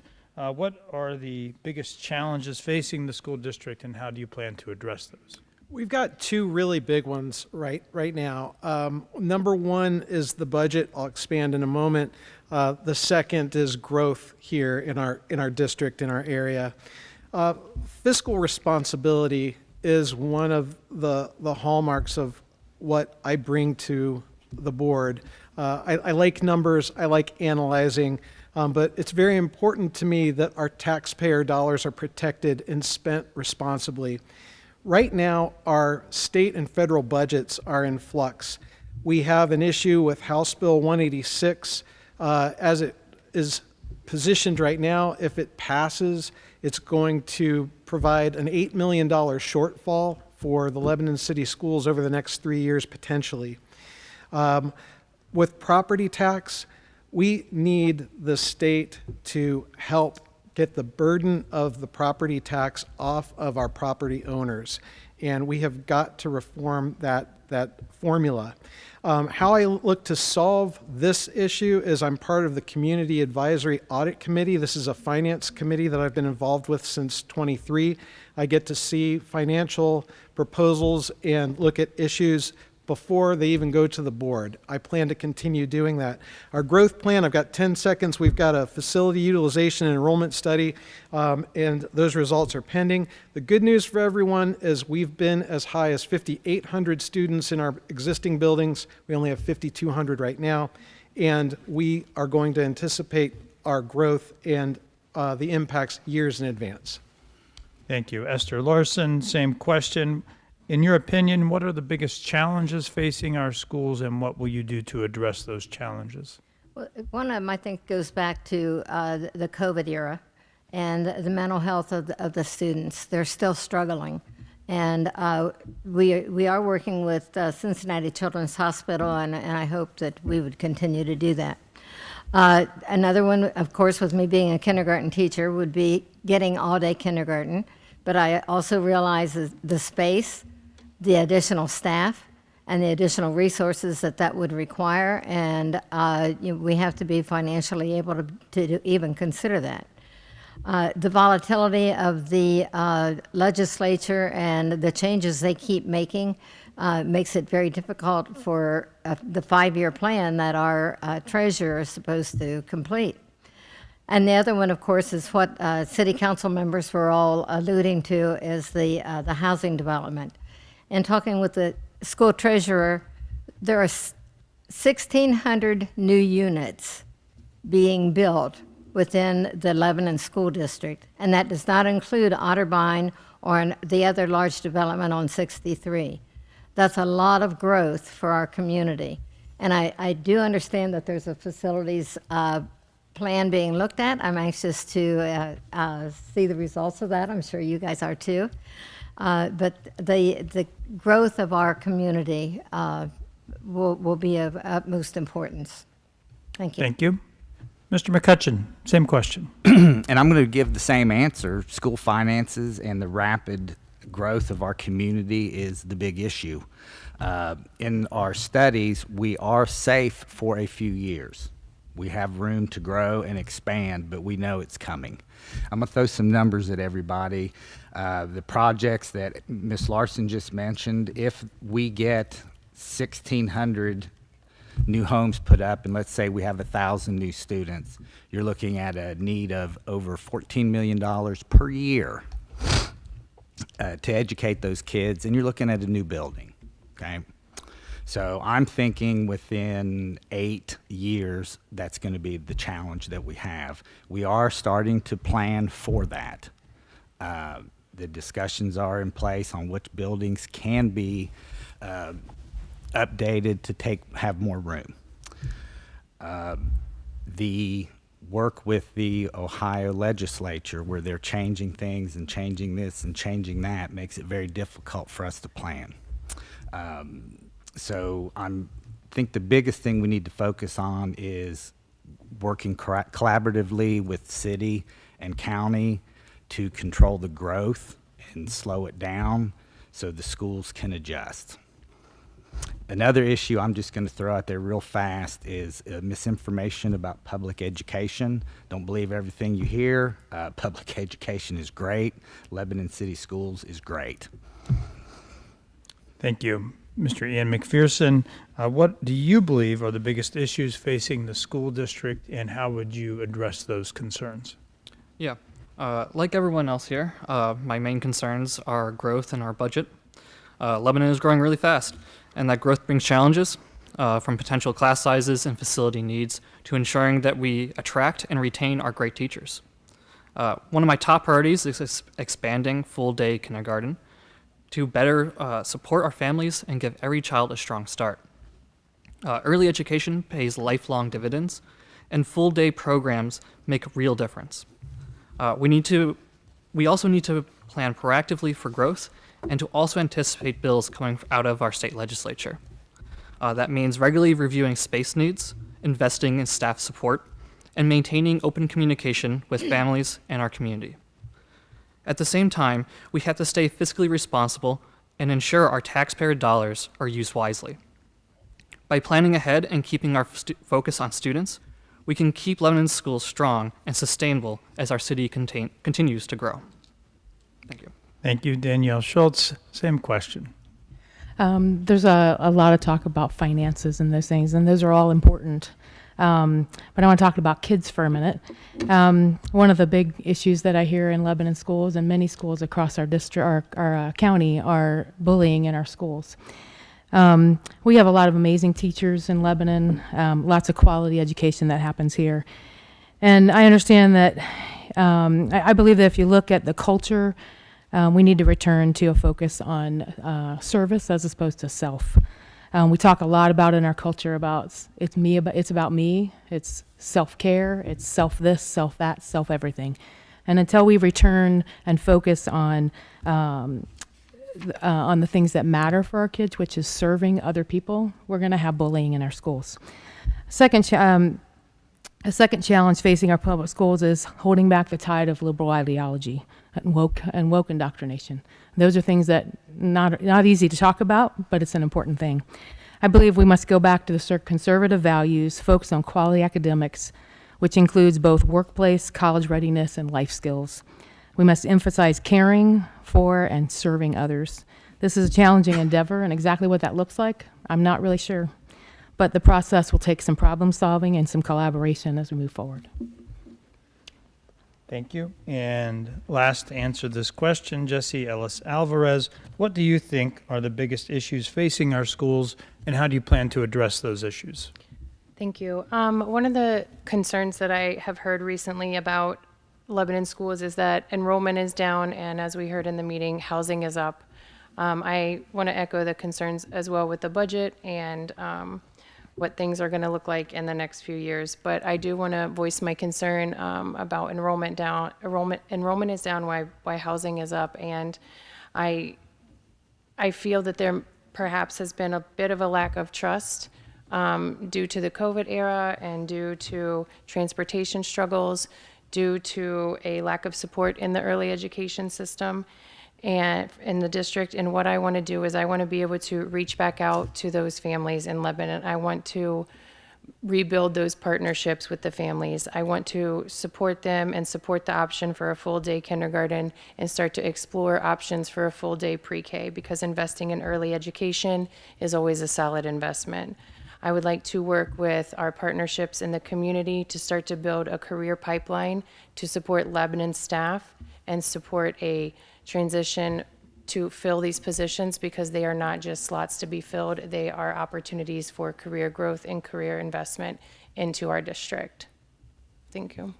Thank you. We will move on to our second question, where we will begin with Michael Gliotti. Mr. Gliotti, what curriculum does not currently exist in the school system that you would advocate for? Our current state system requires 3 social studies credits for graduation. The standard government class right now is a half a credit, which is a semester. I believe, well, our AP students, our AP government students, they have a full year. They get one credit. So they're in government. They're receiving education and training on civics and government for a full year. I think all students should absolutely have 1 year of government and civics training. A couple years ago, 2022, a study showed that half of Americans couldn't name our 3 branches of government. Civic literacy, ladies and gentlemen, is national security. If you don't understand your rights, you're vulnerable to lose those rights. And I think it's important to give our students a full year. Being American is amazing. We have rights and freedoms like no one else. We've got to protect them. And I believe that a full year of civics and government should be the norm. Thank you very much. Ms. Larson, same question. What does not exist currently that you think should exist in our school system? Well, I tried talking with some of the teachers, also a couple of the administrators, and some parents to try and get what they felt was lacking in our district. A lot of them felt like life skills, like checkbook, everyday things, how to buy a car, what a credit card means, and the responsibility. Of course, I still believe in all-day kindergarten. That would be needed. But one area, and I guess it's because I served on the Warren County Career Board, and knowing that we turned away over 500 students due to lack of space and staff up there, that it would be good to expand some of the trades within our own school district, so students could stay at their own school half the day and attend a trade class in the afternoon, whether it would be carpentry or plumbing or electricity. Those students could come out of there with a business, and college is not for every child, and this would help to give opportunities for some of the other students. Thank you. Roy McCutcheon, same question. What curriculum does not currently exist in the school system that you would advocate for? We have a very broad curriculum, and we offer a lot of courses and study options for our students. But the one I would suggest is, like Mr. Gliotti mentioned, increasing our civics requirement and teaching government and how government works. And some simple things like, what is a PAC? What do local governments do compared to state and general assemblies and the national government? Things like the Bill of Rights. What does it mean, the First Amendment? I'm getting some music playing. Thank you. That's excellent. Doing Facebook Live. It was like, "Woo, do, do, do, do." Yeah. Very soothing. But yeah, very soothing. Band. But You were gonna say civics band, and basics, more music. yeah, more music. I have adults ask me, when is election day? I did not know you had to run for re-election. You're already on the board. Just things that for us and the people in this room are pretty obvious, but I think for the most part, like Mr. Gliotti said, is people don't know that. One thing we do have to be cautious about is schools need to teach this and schools need to teach that. We have an excellent school board right now, and we would love to have all-day kindergarten. We would love to have all kinds of different programs, but those programs cost money and they take up space. So we have to be very careful about pushing for different curriculum things until we know we have the space to handle it and the money to pay for it. Thank you. Ian McPherson, same question. So our district's math and science scores show that we have room to grow. But there is an opportunity to inspire students to see the value in these subjects. I would like to create a multi-year elective engineering program that introduces students to mechanical, civil, electrical, and software engineering with a senior year capstone project. It would start with the fundamentals of engineering, like learning how to think critically and solve complex problems, and then moving into hands-on experiences in each of those disciplines. Programs like this make math and science come alive for our students. I know this because I was a part of a similar program in high school, and it completely changed my life.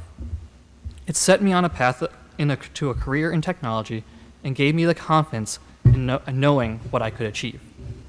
By building a program like that here, we can help students discover their passions and prepare them for real-world success.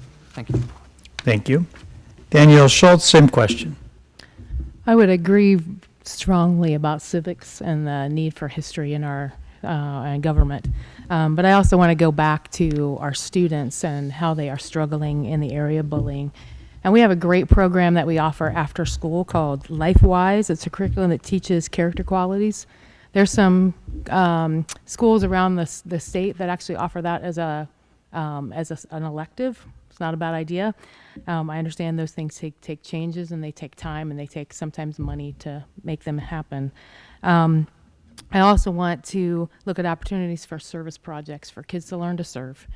I believe that, again, in a world where there's so much time encouraging self-care and self-belief and you be you and speak your truth and do what makes you happy, that sometimes we lose perspective from other people. We don't understand where other people are coming from.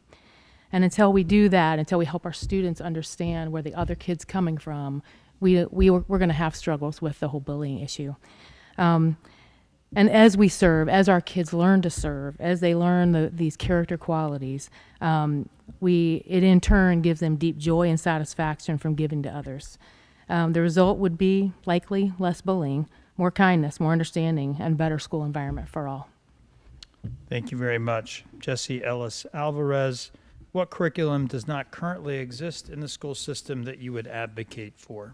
Thank you. I would like to see curriculum in the school that centered around understanding more of a hard science around neurology, understanding the brain, understanding hard science and hard facts, and understanding neurodiversity.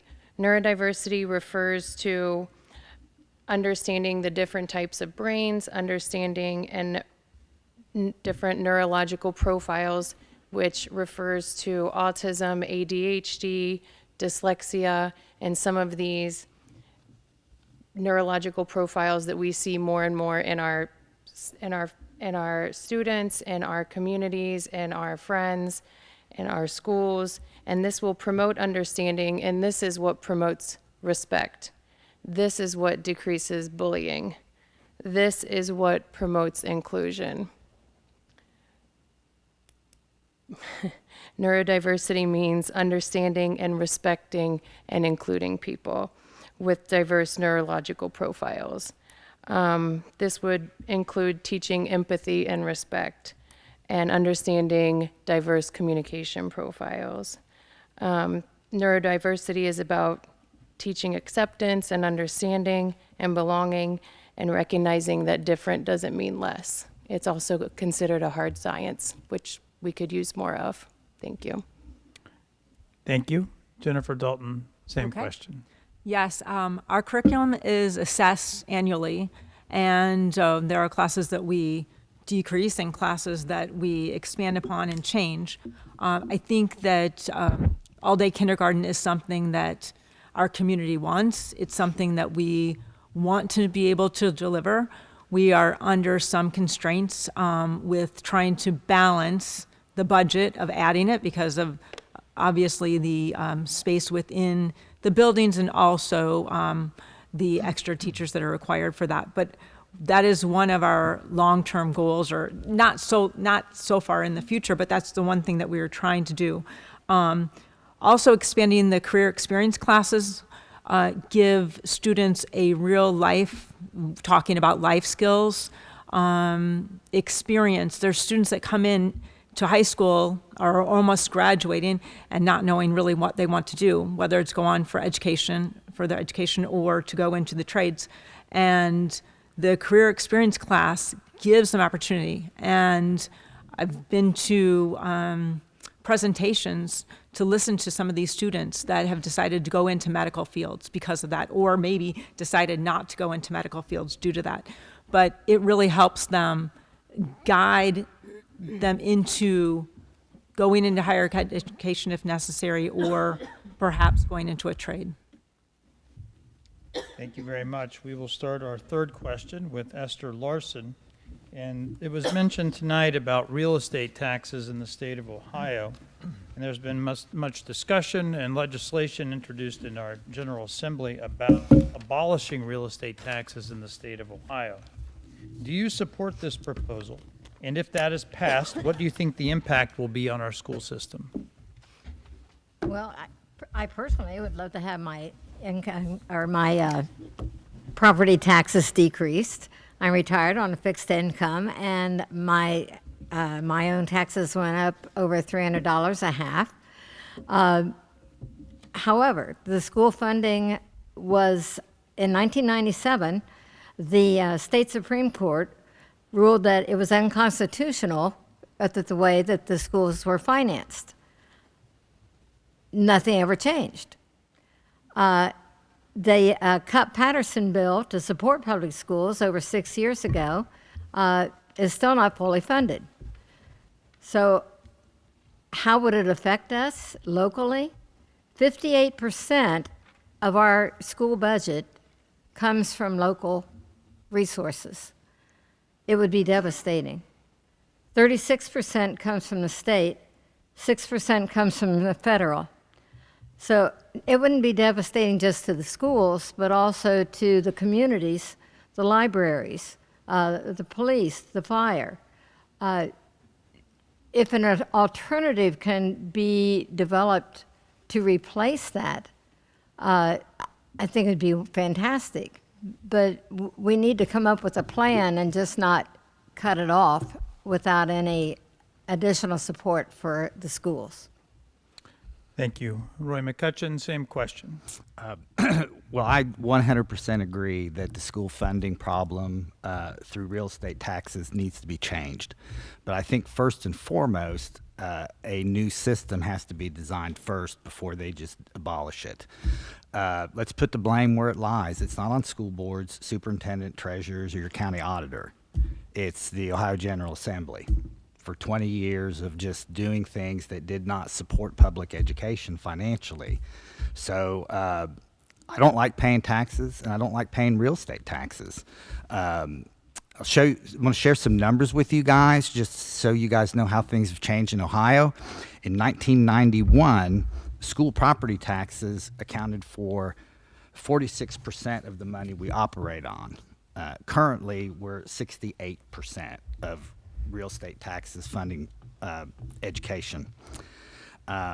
Ohio is ranked 8th in property tax burden in the United States, while being ranked below 19th on how much the state spends per student. The system that we're on right now using real estate taxes is very unfair to homeowners, farmers, and it's just not a long-term solution. But I would like the Ohio legislature, our senators and representatives, to come up with a common sense program that works, as opposed to just defunding museums, libraries, and public education. Thank you. Ian McPherson, do you support abolishing real estate taxes in the state of Ohio? And if that does happen, what do you think the impact will be on our school system? I'll be blunt.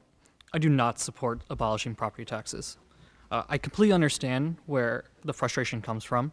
Many Americans today are living paycheck to paycheck, and families are stretched very thin.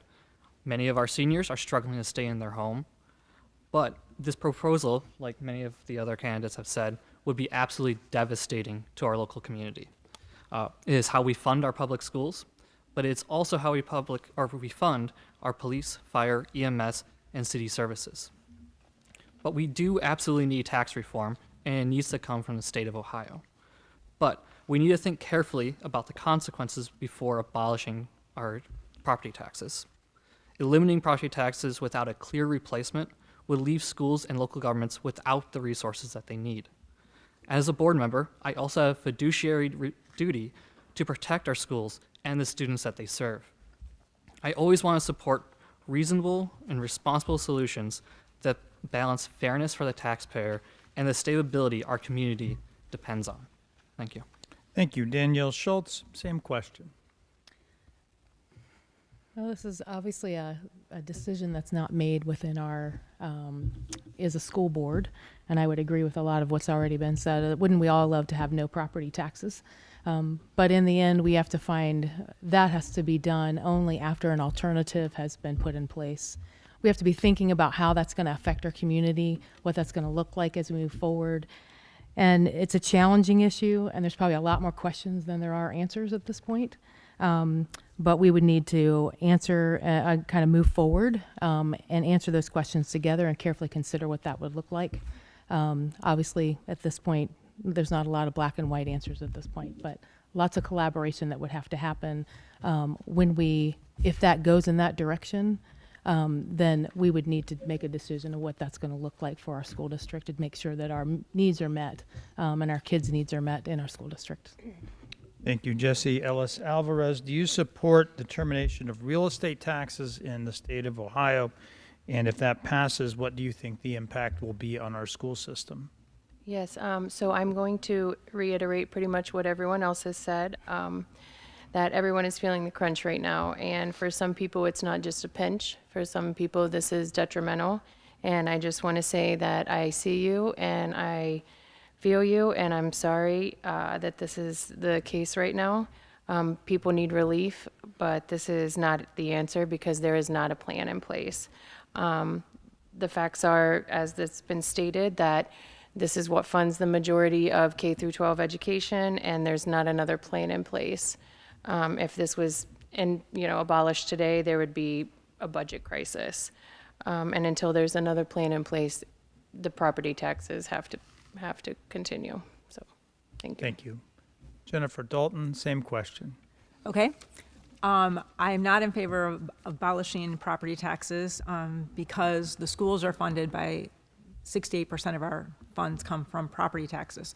I think that this has come into light because there was such a dramatic increase over the past 18 to 24 months in our property taxes with upwards of 30% increase. So I think that the property taxes should closer match inflation, which would be a slower increase, and that would help things. The advantage of our schools being funded by our property taxes and not being funded by the state is that we have more local control of our schools, which I think is what we want here in Lebanon and Warren County, is we want to have some say in the curriculum that we have, in the administrators that we have, in all the programs. And so I think by having that closely related in how we're funded really helps have the schools that we want in our community.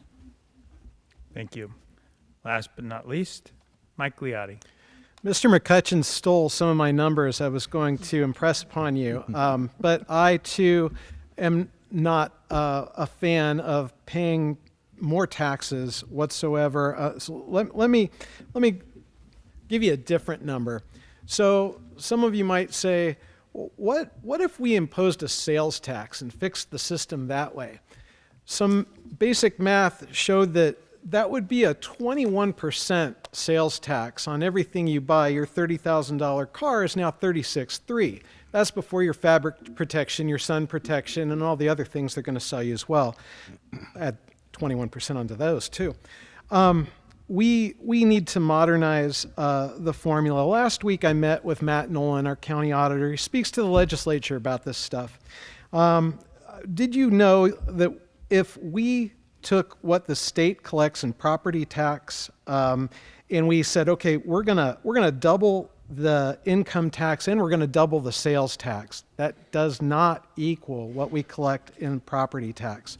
So ending property tax, as it stands right now, a quote from our auditor, would end Ohio as we know it. And our legislators need to be doing more to shift the burden off of residential taxpayers. Because even if you don't care about our schools, it would devastate our schools, it would devastate police, and it would devastate fire. And Ohio would not be the same. So we have to come up with a different solution. Thank you. We will move on to our next question, starting with Roy McCutcheon. Why are you the best candidate to be on our school board? I'm glad you asked me this first. I'm not comfortable with the best candidate at all. I'm going to give you some reasons why I hope you vote for me. I am from Lebanon. I attended Lebanon City Schools. My son and family members are all proud graduates of LHS. As an incumbent candidate in my race, I have 4 years of experience. I have served 2 years as the board vice president and 1 year as your current board president, and I'm a member of the Community Audit and Advisory Committee that works with our treasurer on all these financial issues that we've been discussing tonight. I've learned a lot. I attend many school board training courses. I listen and learn from my other board members, students, treasurers, teachers, not only ours, but from other districts. But the main reason I think I'm extremely qualified is I am involved beyond just attending one meeting a month. I attend a lot of events, sporting events, athletic events. I do a lot of fundraisers. Anytime the athletic department or any teacher needs something, they call me, I'll do it. I speak to classes, I donate money, I donate time. The kids know me, the staff knows me, the administration knows me, the community members know me. I am 100% invested. And if anyone ever has any questions about anything from tonight or any other time, call my cell number. It's 513-836-0055. Thank you. Ian McPherson, why are you the best candidate to be on our school board? Like Roy, I'm not the hugest fan of the phrase best candidate, but I bring something new to the table. I'm a younger I have a technology-driven perspective that focuses on the future. My professional background as a software engineer has taught me how to solve problems, manage complex systems, and think strategically. I also understand the growing impact of artificial intelligence on the future of our work and education. I understand how important it is for our students that they are prepared for the rapidly changing world that they'll graduate into. I'm also someone who listens. I'm not running to represent one group. I'm running to represent the entire community. My focus is on the best for the students, the families, and the teachers.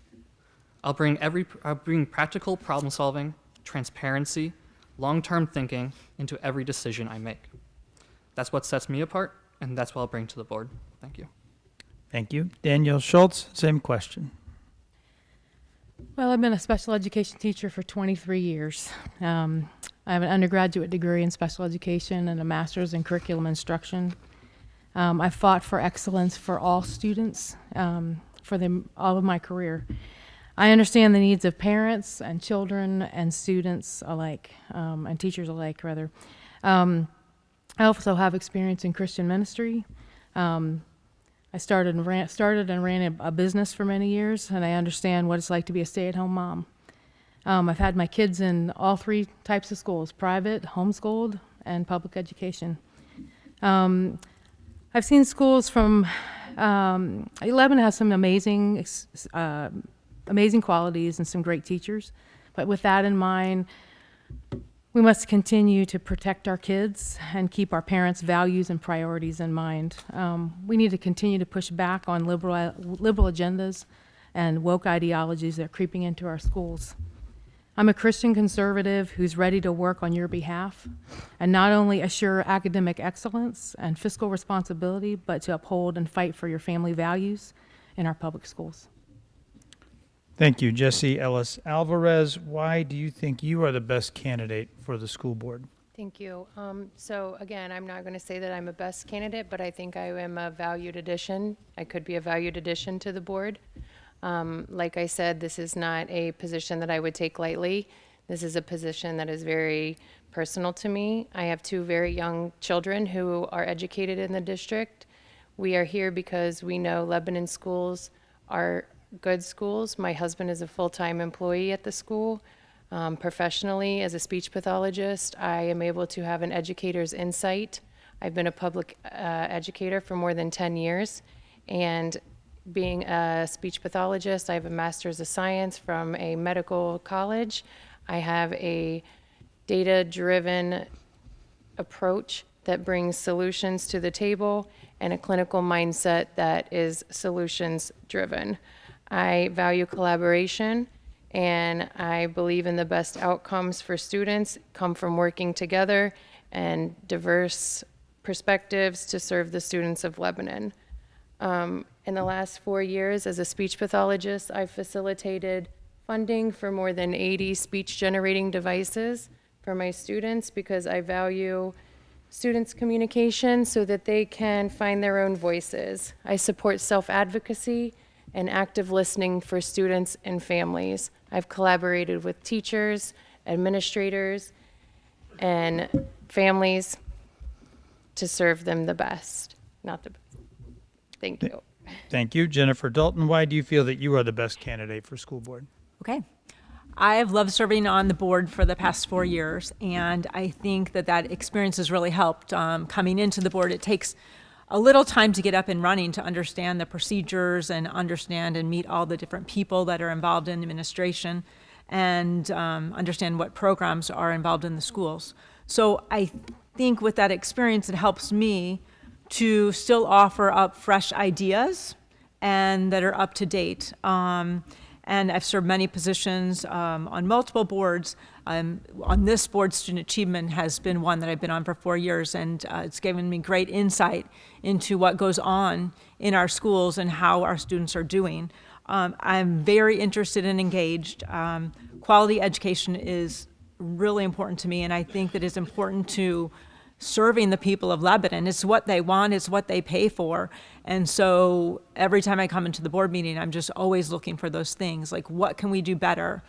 Because I'm probably naturally a competitive person, and I, as a member of the Board of Lebanon, want the best school that we can have.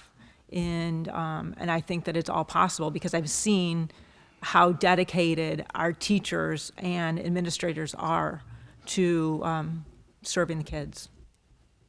Thank you.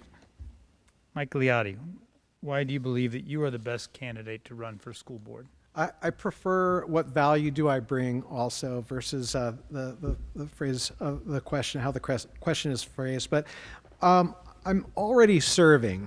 As Mrs. Dalton mentioned, it takes some time to get grounded in school finance in the schools, and after a few months, I can assure you I'm on task and I'm adding value, and I continue to, and I hope to continue. I started to write down that I don't have an agenda. That's not true, and that's not transparent. My agenda is the best possible outcomes for our students, teachers, staff, and community by making the best decisions I can. And so I take that very, very seriously. I have 30 years of management experience. I rely on that extensively, and I'm going to talk about that a little bit more later. But I like leading. I like responsibility. The buck stops here. I'm accountable. If I make a mistake, I own it, I communicate it, I fix it, and I make sure it doesn't happen again. As far as communication goes, I push communication, meaning you shouldn't be waiting to hear what's going on. I push it out, and I respect the same. I like information pushed to me so I don't have to pull it. But my strongest skill that I bring, the strongest value that I bring to you is my relationship building and problem solving strengths. And I look forward to using those. Thanks. Thank you. Esther Larson, same question. Well, my parents taught me that you're no better than anybody else, but you're just as good as anybody else. So I would like to think that as a school board candidate, I'm just as good as anybody else. I'm like Mike, I have no agenda other than I just want our schools to be the best possible. I would love to be one of the best in the state. And I know that we can do that. I went here myself. My kids went through this district. Most of my grandchildren have gone through this district. Most of my relatives have gone through this district. So I know the history of Lebanon. I taught 37 years, 32 were here in Lebanon. I value those years and the experience that I had with that. I've had 16 years serving on the Lebanon board. That gives me a lot of knowledge and insight. I also served at the Warren County Career Center board for those 16 years. I think that's just as important. I attend school events, and I still have attended them even though I've not been on school board. I went to the football game Friday night, double overtime, woo! I go to the sports events, the dramas, music, art, pumpkin drop, the Read Across America, Veterans Day. They're all just as important. And the other thing, I would be available. My phone number would be out there. My email address will be out there. And I put as many positive things on social media that I can. Thank you. Thank you very much. That will end our question and answer portion. We're running up on time. So now we will go to the closing for each candidate. Each candidate will have 2 minutes to make their final pitch to voters in this forum, and we are going to start with Ian McPherson. I'm running for Lebanon School Board because I believe our schools are the heart of our community. And when they succeed, Lebanon succeeds. My focus is on building a future where every student feels supported and inspired to learn. That means strong academics, safe and welcoming schools, and smart investments that prepare our district for future growth. I bring a new perspective, one grounded in technology, problem solving, and long-term thinking. I know how fast the world is changing, and I want our students to be ready for it, whether that means pursuing college, trade school, or a career right after graduation. I believe in working together, parents, teachers, administrators, and the community. They all play a role in shaping our school's success. As a board member, I will always listen, communicate openly, and put our students first in every decision. I'm not a politician. I'm a neighbor, a husband, and a professional who believes in the power of education to change lives. Lebanon is growing, our schools are evolving, and our students deserve leadership that looks to the future. I would be honored to have your vote in November. Together, we can keep Lebanon schools strong, innovative, and ready for the future. Thank you. Thank you very much. Danielle Schultz. As a Christian conservative Republican, I will listen to you. I'll partner with you as we educate our children with excellence. I'll advocate for you and your values and push back on those that violate your values. I'll be a voice to protect our children. I'll work to maintain fiscal responsibility and transparency with regards to our finances. I'll continue to work to solve our bullying problem in our schools with real solutions. I'll continue to problem solve and the current issues and those that will arise along the way, as they will. I'll pray for you as a school board. I'll pray for our children. I'll pray for our parents, and I'll pray for our staff. And we'll work together to make our education great. Thank you very much. Jesse Ellis Alvarez. Thank you. My name is Jessie Ellis Alvarez, and if you would like a board member that has experience in public school education, experience in collaboration and supporting students and families with an actionable plan, then vote for me on or before November 4th. My plan is simple: to support student achievement, to support and retain teachers and staff, and support and transparent and responsible financial governance. My name is Jessie Ellis Alvarez, and you can vote for me on or before November 4th. Thank you. Thank you. Jennifer Dalton. Okay, I'm going to summarize this, maybe 3 goals. There's probably more than that, but just to, 3 goals would be to address the needs of both our honor students and the students that need to close the gap. And those are mainly our younger students that we need to raise the reading and math competency scores. And the earlier we do that, the better they will be throughout the years. So that's important. Second, fiscal responsibility. Obviously, the citizens of Lebanon, they value education and they want the most out of it. So we need to always be analyzing that and adapting with common sense approaches to make sure we're getting the best out of our money. The other thing is community engagement. Listening to parents, teachers, and staff, they're all essential. We've used community surveys to gather input, and it's vital that we turn that feedback into actionable plans with clear accountability and measurable results.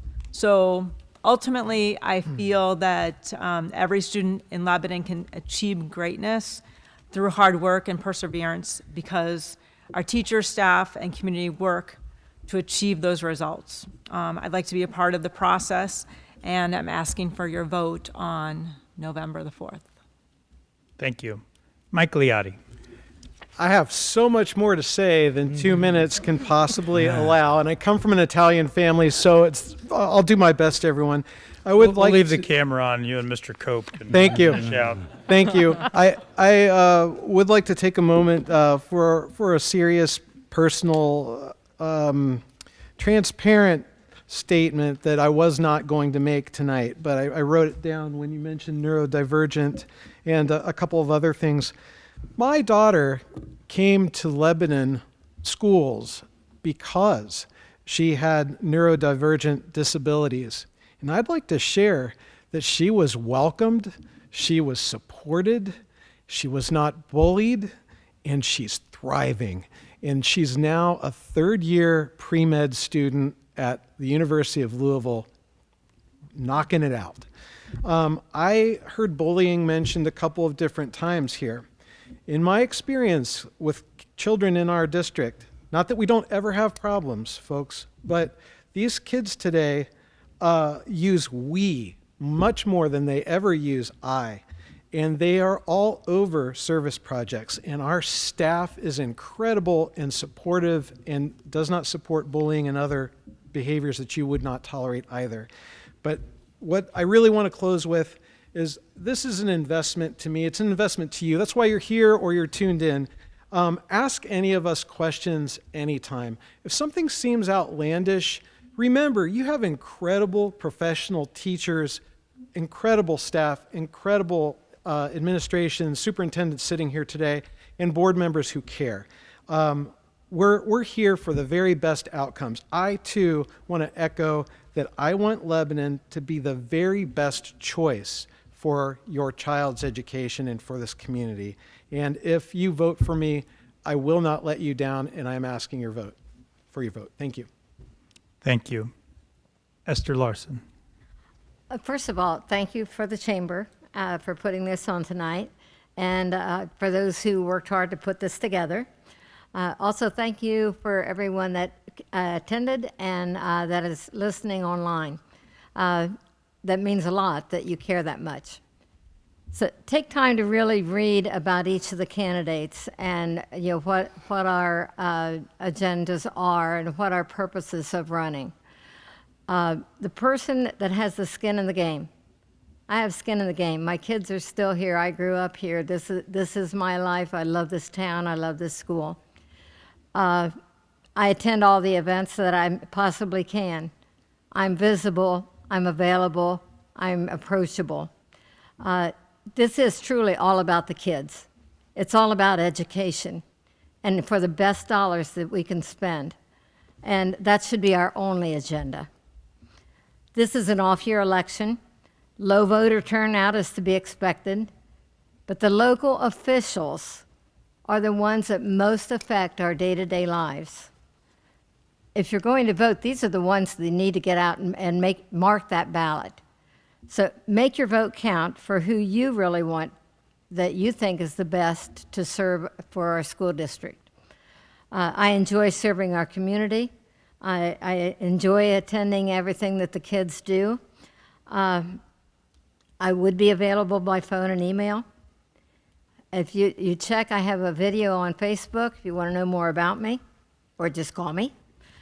My dad's mantra that he drilled into me was, leave your mark, but not a stain. That's what I would hope to do to continue on the school board.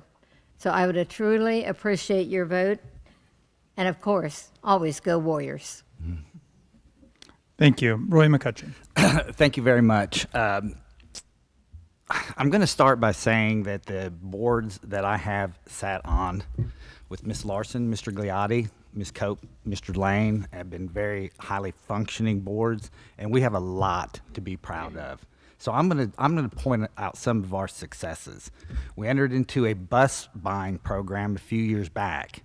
We worked with an outside vendor, and we got an extremely low interest rate, but it was timed so the state would give us money to pay for 2 of those buses. Doing a little math, we figured out that the savings in fuel and maintenance paid again for 2 more buses in the first year and is still saving us money. We realigned our administration staff and reduced costs in our administration staff and moved that money into the classroom. Something else that probably most people don't know, we are now using a business model to do expenses in our building instead of a government model of tell us what you want, this is how much money, you get it. Now we have a 10-year financial plan where all the departments have to plan for what money they're going to need down the road, whether it's going to be new paving, new curriculum, new books. Everything now is designed in a business model, which I think is fantastic. We made some promises, and I made some promises, and one of them was school safety. 3 years ago, I heard a rumor about a grant for school safety. So I got on the phone, I called the Ohio Buildings Facilities Commission, spoke to the guy in charge of grant money, said, send me everything you have about this school safety grant. I printed it, took it to the administration, let's do this. We received a $400,000 grant on for school safety upgrades. And I'm gonna throw one more thing at you. Community trust is important. People know me. I think they trust me. First year I was on the school board, someone reached out and asked me questions about how we spend money. I answered those questions, and we received $225,000 from a local youth sports team that was used at the high school to redo the fields that the soccer team and the lacrosse team are now using, and we're also able to rent it to youth programs now to make money. So thank you very much. Thank you, Mr. McCutcheon, and thank you to all of the candidates on behalf of the Lebanon Area Chamber of Commerce. We do appreciate your participation tonight. That's going to conclude your portion of the program, and me. I want to thank our Executive Director, Janice Baker, who is hiding someplace. Thank you for all your hard work on this, Janice, and I wish the best of luck to all of our candidates. Thank you.